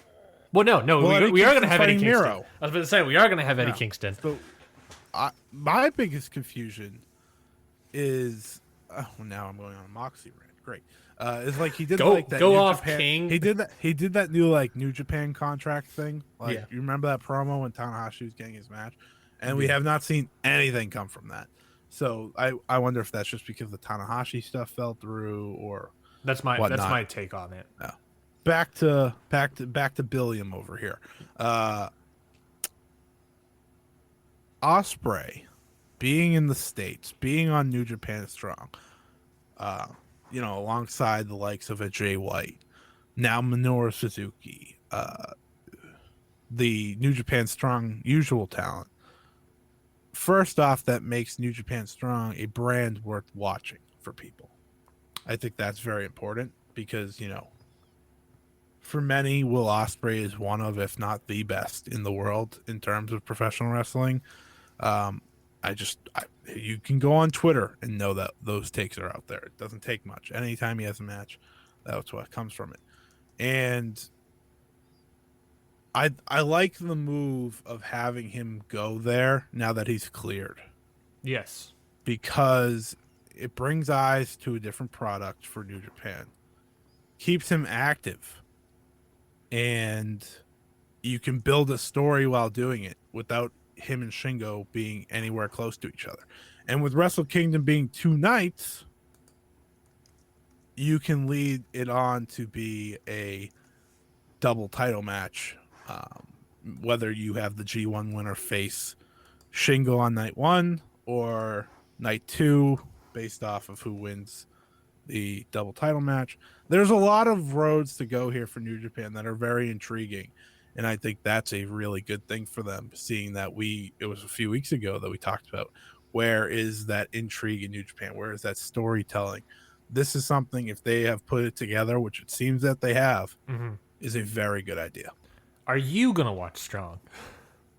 You mentioned like other people. Are you going to watch Strong? Because now Strong's at 10 p.m. on a Friday as well. I won't watch it live probably, but I'll just turn on, I'll put whatever. It depends on the match. I will watch matches depending on what's happening. I'm not going to watch,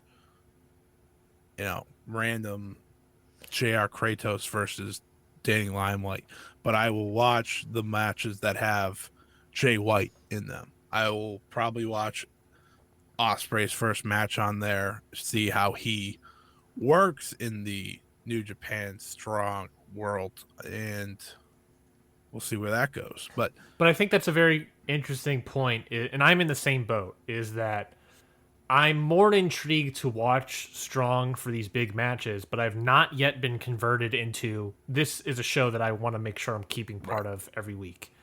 And I'm wondering to myself that what does New Japan have to do to get me to that point? Maybe it is doing all these make sure you have at least one of these matches on every show, so I just watch the weekly show.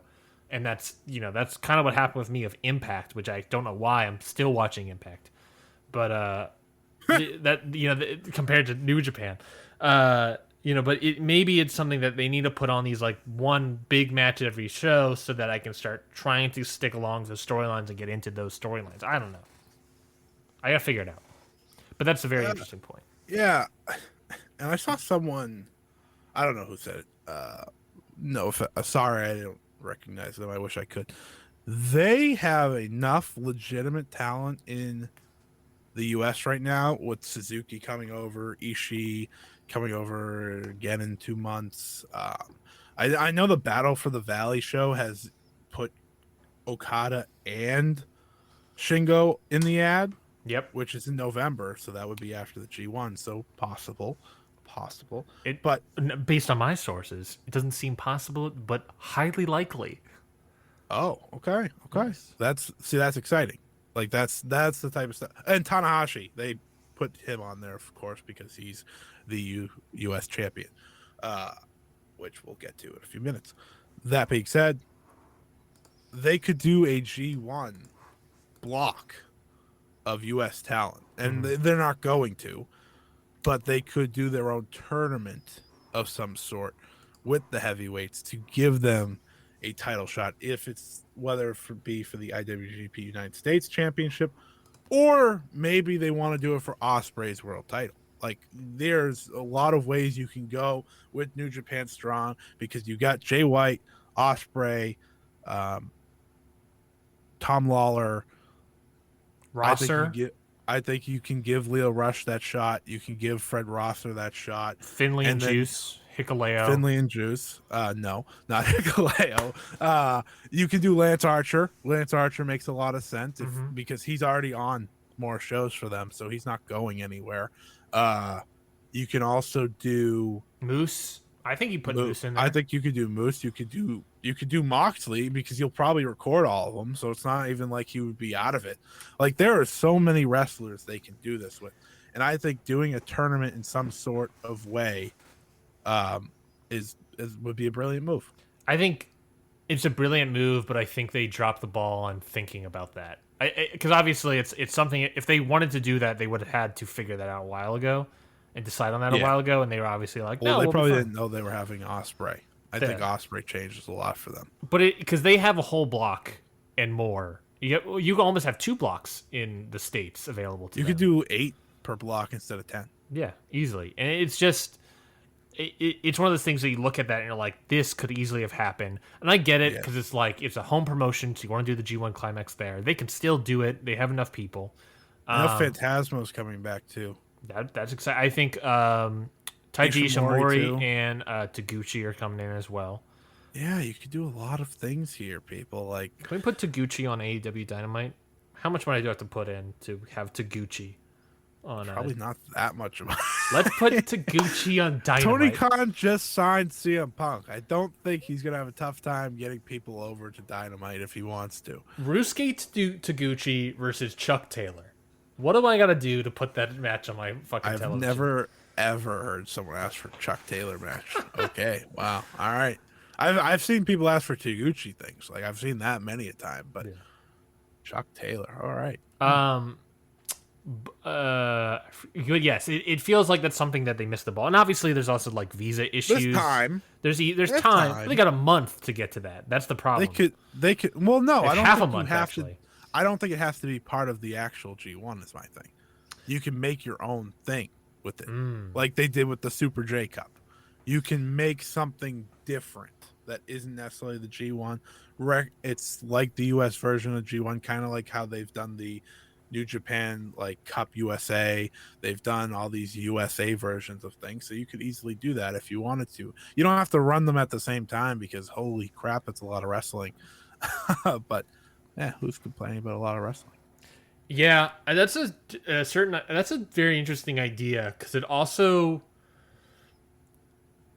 because what if you can't get, like there's a lot to that, because if you just run it here and then have it happen in America, then you can have a sort of, maybe let's say a Wrestle Kingdom-esque, I don't know, maybe in some sort of garden somewhere, have that sort of big time matchup of Osprey versus the American G1 Climax winner. And of course, like I said, some sort of garden. Maybe that's what you do. And have 2 nights of the Wrestle Kingdom and then a third night in America. That's an interesting idea. But that's all conjecture. Well, they'll just name it something else. They won't name it Wrestle Kingdom. No, I forget what they called it. Dynasty. Wrestle Dynasty. Yeah, they could do a night of Wrestle Dynasty. I think which they never got to do. So that'd be cool. They could do it again. Jay White, David Finley. Jay White defends his never openweight title, 22 minutes and 59 seconds. A very interesting match. I think part of it had to do with the David Finley Meltzer interview, and that is that the crowd started booing David Finley here. Nope, I don't think it has to do with that. Really? What do you think it has to do with? Jay White is a fan favorite. Like, this is...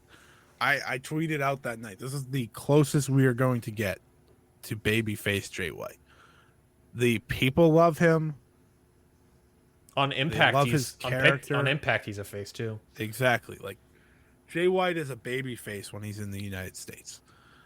So I think that more than anything is why David Finley was getting booed out of the building, because I didn't even know about the Meltzer interview until after the show was over. So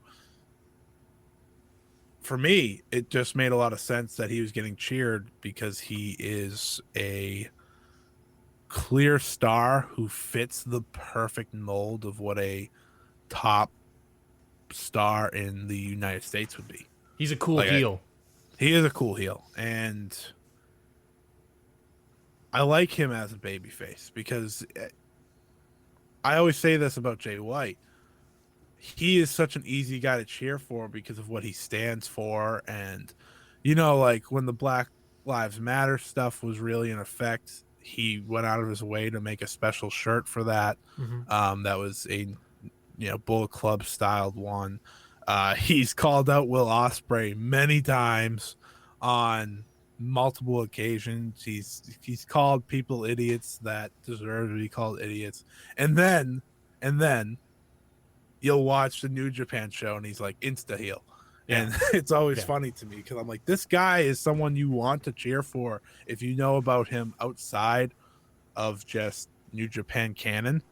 Mm-hmm. And I always thought that if they wanted to, the babyface Jay White against heel Will Osprey made a lot of sense. Yeah. I can agree with that. I do think part of it is the Meltzer thing, but I think it's more so you're right that Jay White is just a cool heel.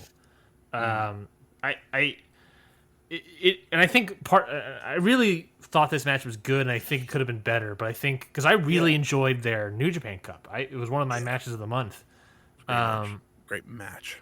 But I think that sort of weirdness from the audience hurt this match a little bit to me. Yeah, because I think David Finley having to change on the fly of not being the babyface anymore was like that. I agree. That probably did hurt it. But the end was cool because the crowd erupted for Mr.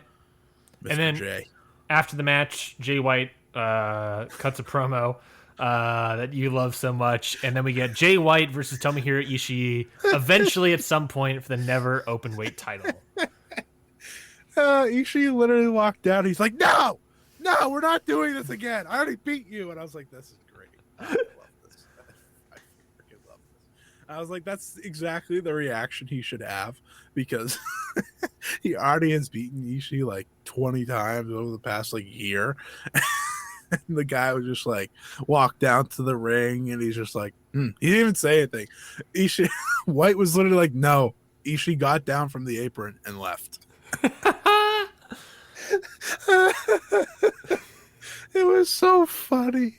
He just you never won anything. I win all the titles. You stink. And, like, that was pretty much the promo. But yeah, Jay White's over like Rover.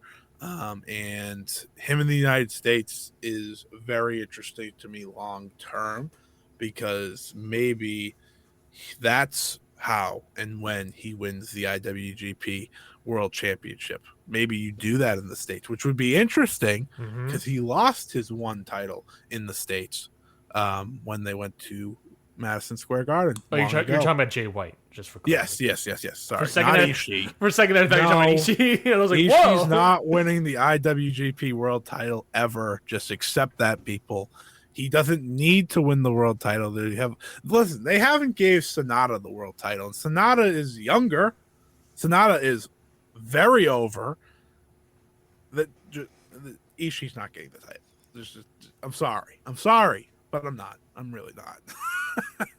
Main event: Hiroshi Tanahashi defeating Lance Archer to win the IWGP US Heavyweight title, and I thought this was a very good match. It just goes to show a lot how much the relationship of Lance and New Japan is, relationship between AEW and New Japan is, to have Lance come in, put over, obviously, it's Tanahashi. Tanahashi's obviously going to win this match. But just put over this sort of match and have this kind of style match, because I thought this match was really good. I thought this match was outstanding. I like the way they built this one. It was very different from a usual New Japan championship match, because Lance Archer was just an absolute monster. I love what Archer's 2019 G1 run. I thought that was like the run that made him a single star, moving forward. Yes. Because I remember that first night when he beat Osprey, and that was awesome. And he had countless matches since then. I think he said his match with Tanahashi in that tournament is his favorite ever. If it was at that tournament, or was it before? I believe it was the tournament, but he did also in that same year have a great, outstanding run in the New Japan Cup. Yeah, so like, I think the way they built this of Archer just dominating Tanahashi showing some fight, him shutting it off, and then kind of out of nowhere, Tanahashi getting him go down, hitting the aces high, then hitting the high fly flow, winning the match in the United States, winning the title for the first time ever, and becoming the only man in New Japan history to hold every single championship they've ever had is pretty awesome. Tanahashi's just world class. He's my favorite New Japan wrestler of all time, so it was really cool to see him take that title, a title that I think is now their version of the Intercontinental Championship, and now he's going to go to Wrestle Grand Slam in the main event of night one and defend it against Kota Ibushi. Like that was an insta fix for that title. Yeah. It's the title has been elevated I think that goes without a doubt. Is that And that's not a shot at Moxley. Like no? Moxley just couldn't use it. Yeah, I mean, and that comes with the territory. But I think the title's just been elevated for Tanahashi, and I think it's just a great move. I thought this match was very good. You're right. It was a very much a classic Hiroshi Tanahashi match in the sense that you have the big monster just beating down Tanahashi. He gets those hope spots in, and then he eventually gets the win over the big monster. A very much a classic, easy, simple match for Tanahashi. But he's Tanahashi, so he does so great. It's also that Tanahashi is somebody that has felt like he's sort of winding down in He's his having career. a year though. He is. I think that also goes to show how not only loyal but how great Tanahashi is that he can be sort of on the down cycle, but when they're like, Tanahashi, we need you, he's like, okay, got it, and then goes on to put on a great match. He is the kind of guy that's just like, even at this age, he can still go out there and have a great match. They're already like, oh, he's not going to... Tanahashi's, in my opinion, not going to win another world title. But he can go on, put on great matches in the States against Lance, win the U.S. title, go over back to Japan, and now defend against Ibushi. Very intriguing about how that match turns out. But I think he could get one more world title. I definitely think he could get one more world title. Nah, I don't think so.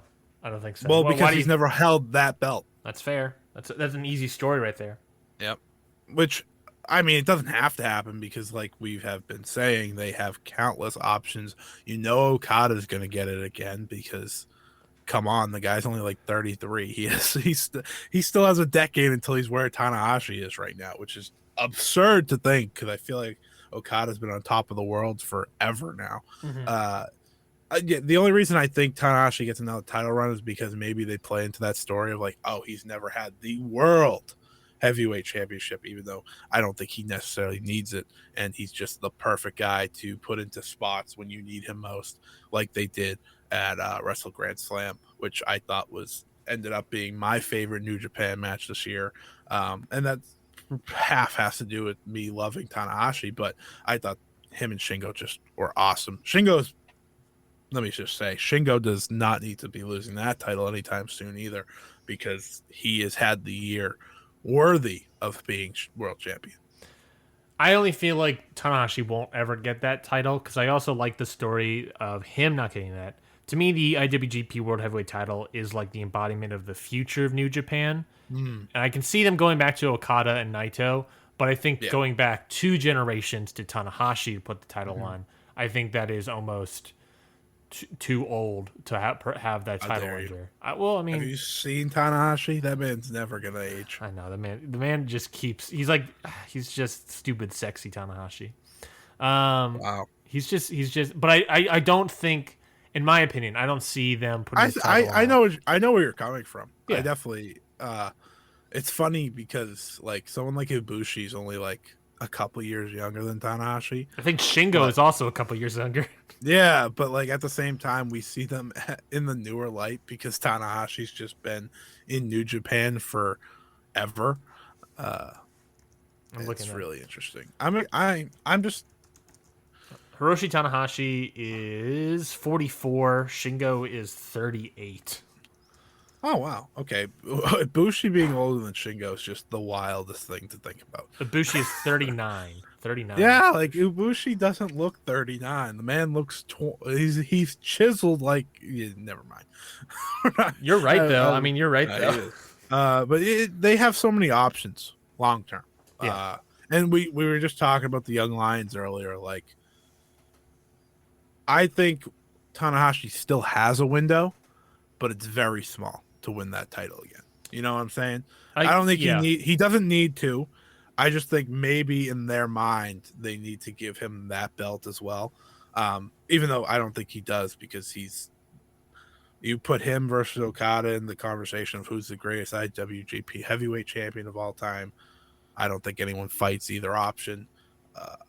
And Tanahashi can keep working with these young guys and, making them look great, which is also cool with me. I agree. Tanahashi loss doesn't matter.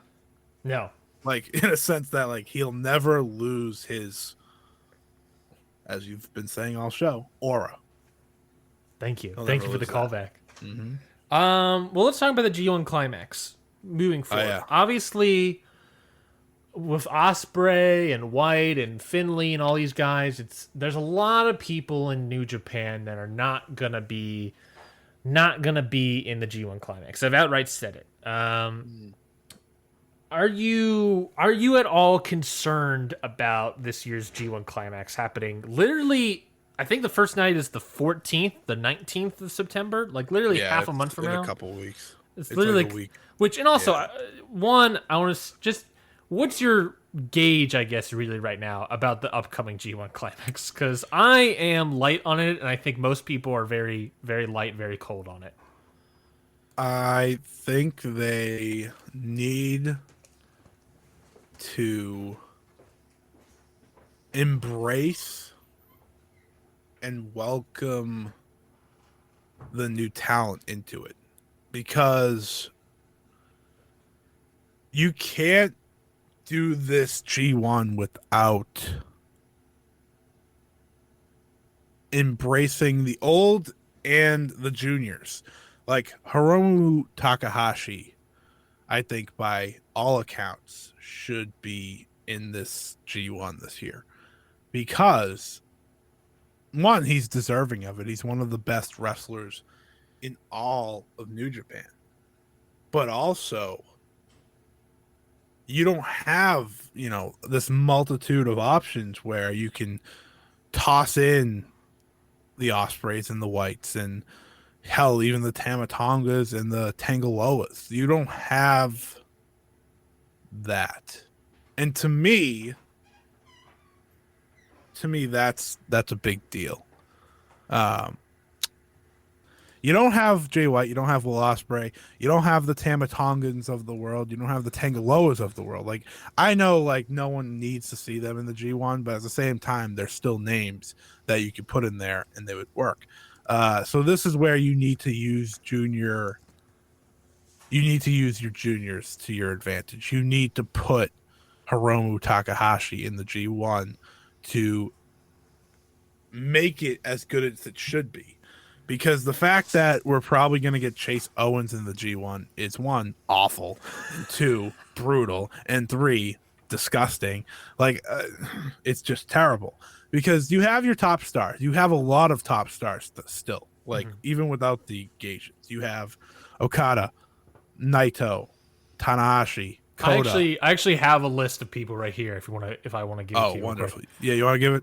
Yes, so obviously the G1 Climax, typically 2 blocks of 10 in terms of modern time, so we'll see how many people we got. People that, COVID willing, fair enough, that are available in Japan seem to be Shingo, Tanahashi, Ibushi, Saber, which also Tanahashi, Ibushi, there's a asterisk on both of these guys because of the U.S. title and whatnot. But I think the U.S. title holder will probably be in the G1. Yeah, absolutely. Saber, Taichi, Yoshihashi, Ishii. I think Ishii might be... Is Ishii going to be back? I think he's back. He's going to be back. They made sure of that. Goto, Chase Owens, like you said. Evil. Yoshihashi. Evil, Great Okan, Tenzan, probably. Tenzan maybe in a maybe pile. Cobb, Okada, Sonata, Naito, and Yano. That's 17 people, and I have a bunch of maybes here too. Maybes being Kenta. I don't know where Kenta is at any point in time. Kenta's in it. I know. He's gonna be in Japan for that. So okay, that's definite. I think Tenzan's probably the guy you take out for Kenta. Possibly, in my head. Well, right now, with even Tenzan in there, that was 17 people. Kenta makes it 18. Dude, I want Kojima in it. Kojima Big was time. a maybe. I think he could be in there. I think Makabe is also a maybe. Same thing of Hanma and Nagata. Nagata, I believe, had his last G1 Climax. Yeah. But I think you put him back in here, maybe. I was yelled at on Twitter for suggesting he should just be in it and I was like, dude, like, we're gonna get Chase Owens in it. Who cares if he breaks his 2017 like, oh, this is my last G1? Who cares? Just put him in. Another maybes I had were just Bad Luck Fale Aaron Hanare, just mostly because of If Hanare coming over, with Hanare would be good. Fale is just injury-wise, who the hell knows where he is. Hanare, it's more so with New Zealand's restrictions happening right now. He might not be able to leave the country at all. So Right. But right now, I have 18 people on that, or 19 people on the list. We can just put in one more person. Let's just say you need to put Hiromu in it. Do we want to make that 20th guy Hiromu? I can't tell you enough like how much he needs to be in this. You need him. You need him in this tournament. I know he's coming back from injury. Whatever. Who cares? Is he cleared? Is he close to cleared? Yeah. Does anyone know? Yeah, he has his match, so he's cleared. He's all set. Okay. He's announced he's cleared. He just isn't wrestling until the championship match. Oh yes. So yes. Yeah. So to me, you put him in there. He doesn't have to win a lot. It's kind of like when they put Osprey in there as junior heavyweight champion. It works. It just works. Jushin Thunder Liger has been in there. There's been countless juniors who have been in the G1 Climax. Liger should have been in all of them, to be fair. Like Liger's the man, but it's still a good lineup. Like I feel like people, well, understandably cold because you don't have the, usual 20 stacked G1. You still have, to me, 15 wrestlers that are like must see. And then you have Chase Owens. So, and I would put Evil in that category. Chase Owens, Evil. Yeah, Bullet Club Evil is pretty painful. I like Evil, like, if you think back to his old days as, a actual wrestler and not the heat magnet. Yeah, I agree. I still think these are blocks that are very good. It's not like yes, do we all want to see Bryan Danielson, Jon Moxley, Moose in the G1 Climax? Sure. But having everything in Japan, I think still works for them here. Yes, we're missing White, we're missing Osprey, and all those people would essentially, kick out Kojima, Tenzan, Hiromu, obviously. But that's only 3 slots. These are basically, by the way, like the same amount of people from last year, the same people last year, and that G1 Climax was still pretty good. Mm-hmm. So I'm not too worried. It's the G1 Climax. Yes, I want to see all these other people, but honestly, looking at it, it's like, we're doing pretty good here for ourselves. Yeah, we should be able to preview it. I'm guessing they announced it at Wrestle Grand Slam, so we should be able to preview that when the time comes, and that should be fun. I think they already announced dates for it. Let me look it up. No, but I think they announced the blocks. Oh yes, which is of course the main objective here, because that's really what matters. Trying to figure out the finals, and of course Kota Ibushi going for number 3 in a row, which will not be happening. No, I think he could be in the finals, of course. Which is fine. If you're New Japan, and I'm just gonna put this out here, if you're New Japan, can confirm I am not.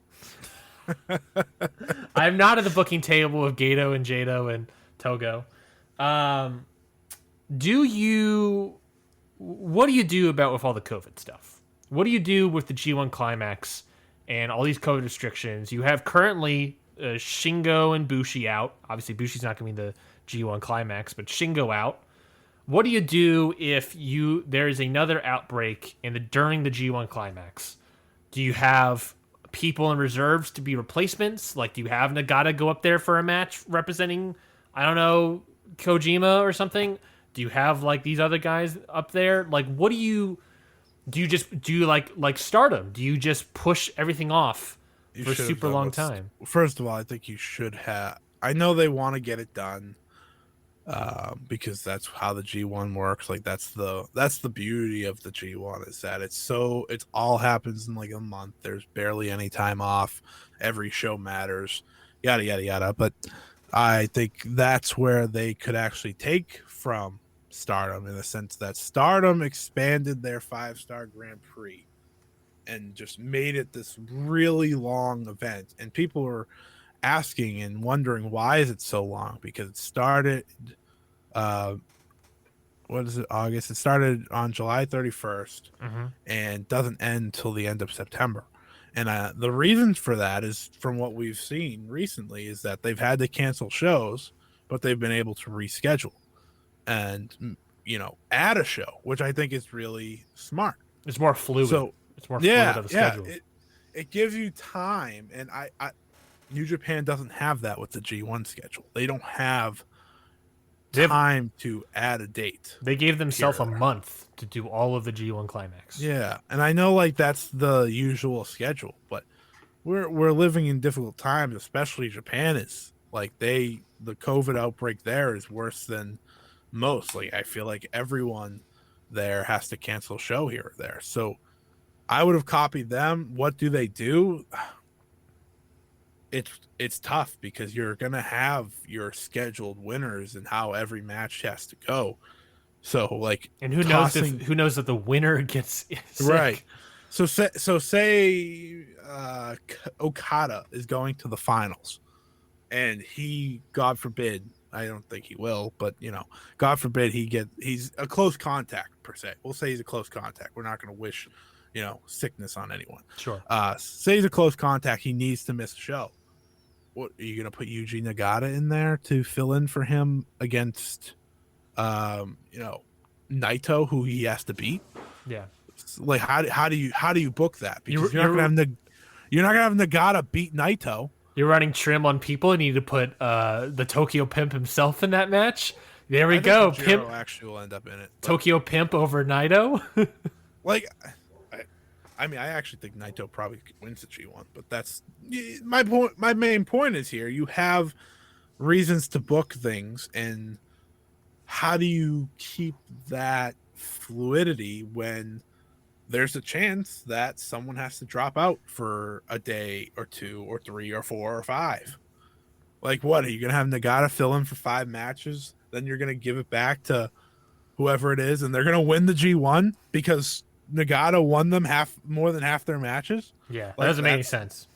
No, it doesn't. So it's a really tough situation, and I think I'm hoping that Gato and company are prepared for the worst, because in the history of G1, I believe there was a G1 Climax where Tenzan got injured in like match 2 or 3, and he had to be out the rest of the tournament.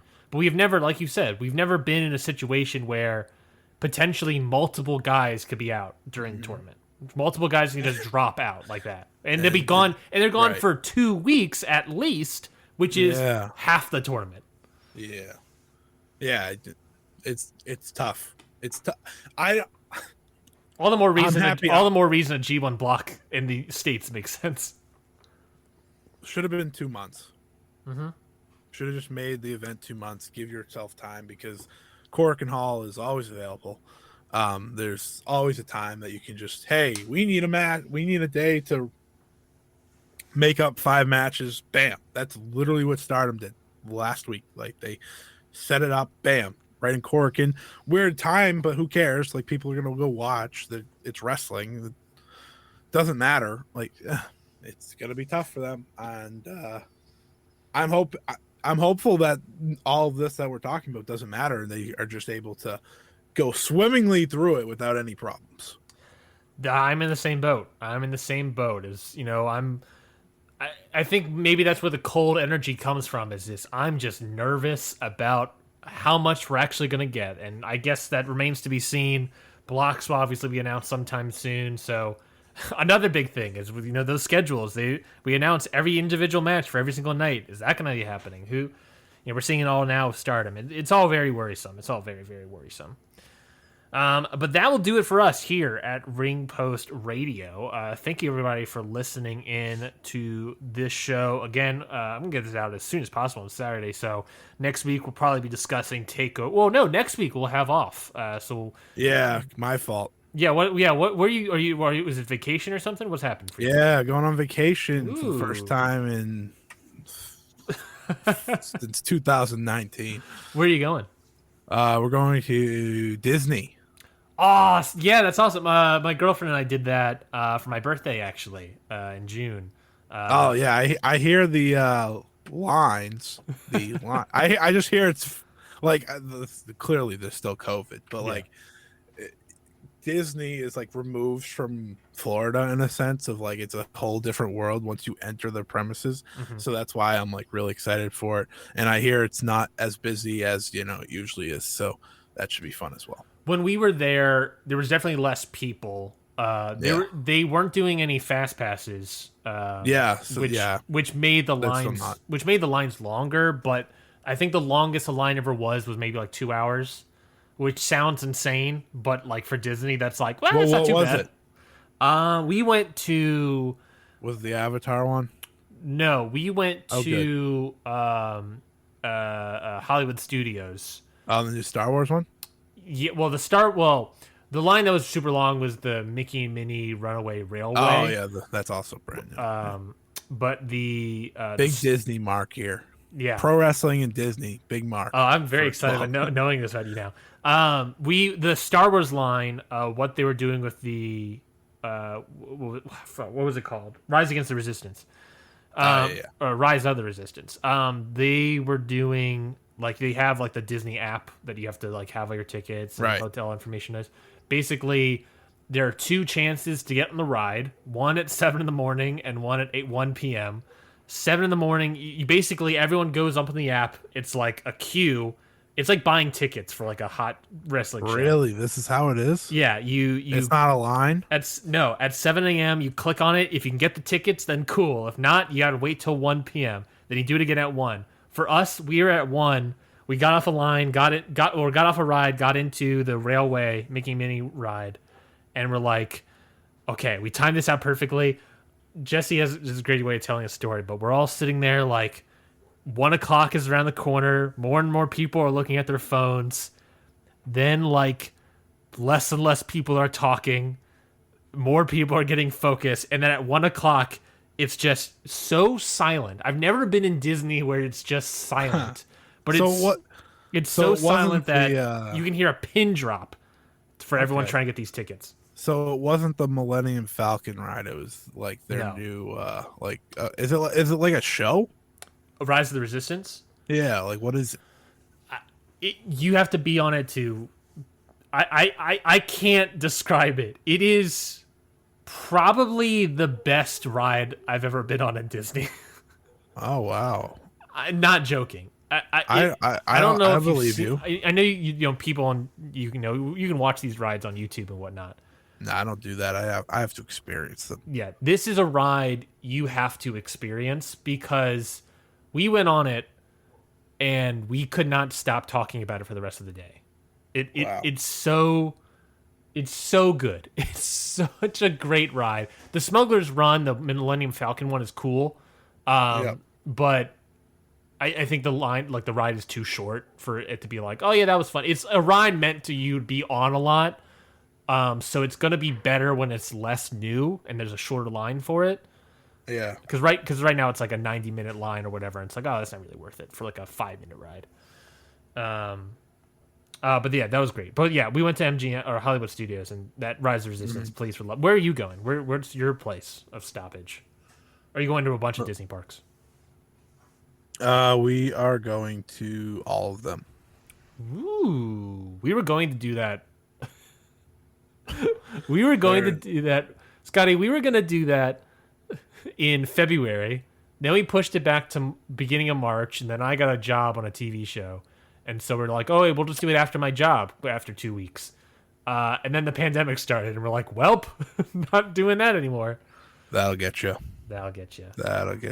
But yeah, Hollywood Studios. Definitely try to get Rise of the Resistance. It's basically they're not doing fast passes. That's the only ride that's kind of a fast pass queue thing. So please, for the love of God, maybe next episode, that's our intro. We're going to kick it off with you talking about Rise of the Resistance. All right. Well, good thing you told me about that because I would not have known about the queue, and I would have never even been close to trying to get on. So that'll be my number one goal every morning.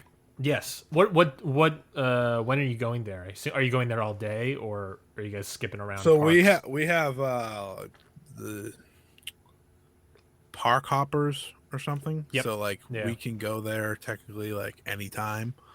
So that's why I'm just gonna check every day and be precedent.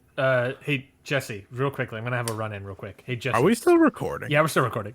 Okay. Jesse, hey, this is my girlfriend, Jesse. Jesse, Scotty, Jesse. Hello, Jesse. Hi, how are you?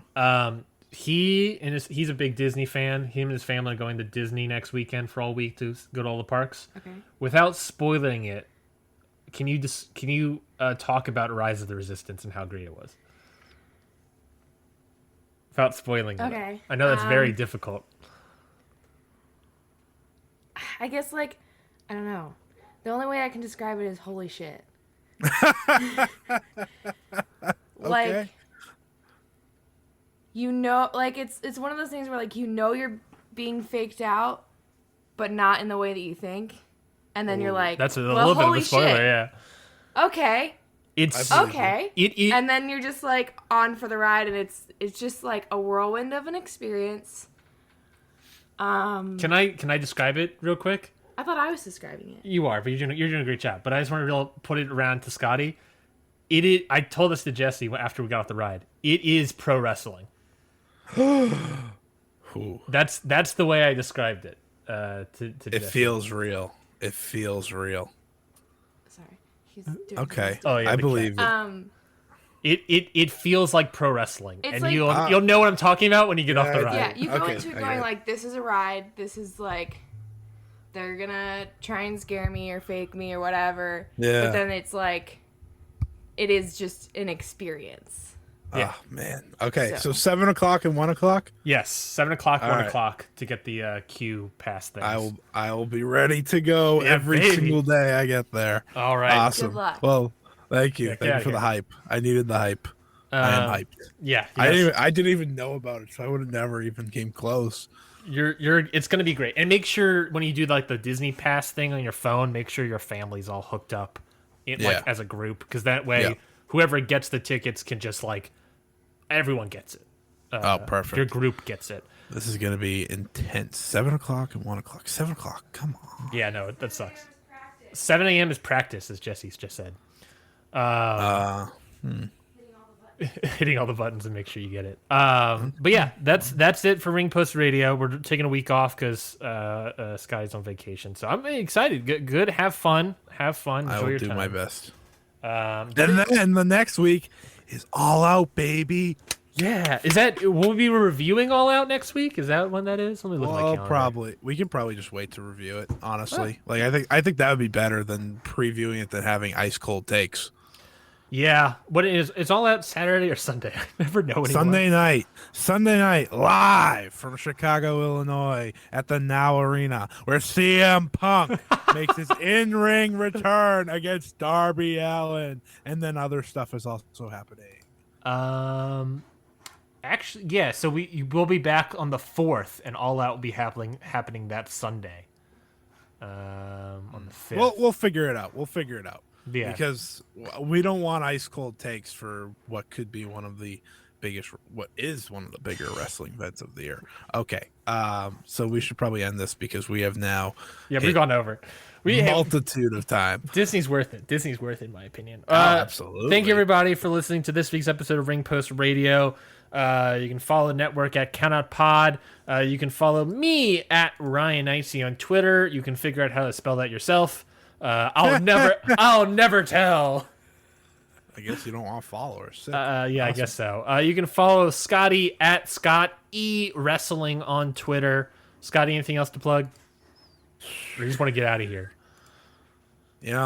Just go on the Twitter. You'll find everything. Yeah, that's fair. Google. Yeah. You'll find it. Oh, boy. Yeah, I'm tired. Yeah, me too. Thank you, everybody, for listening to this week's episode. We'll be back in a couple weeks. I don't know exactly what we'll talk about, but we'll be back talking about wrestling that we know for certain. See everybody next time. Bye. This has been a Countout Podcast. Hi guys, this is Lauren, your proud host of Your Dose of Death. Just give me a little quick tune in to make sure to listen to Your Dose of Death. Each and every single episode, I provide a different lens into the world of deathmatch, whether it be wrestlers, content creators, or anyone in between. Make sure to listen to me each and every single episode to get a different lens into the death. And please, make sure to listen to Your Dose of Death.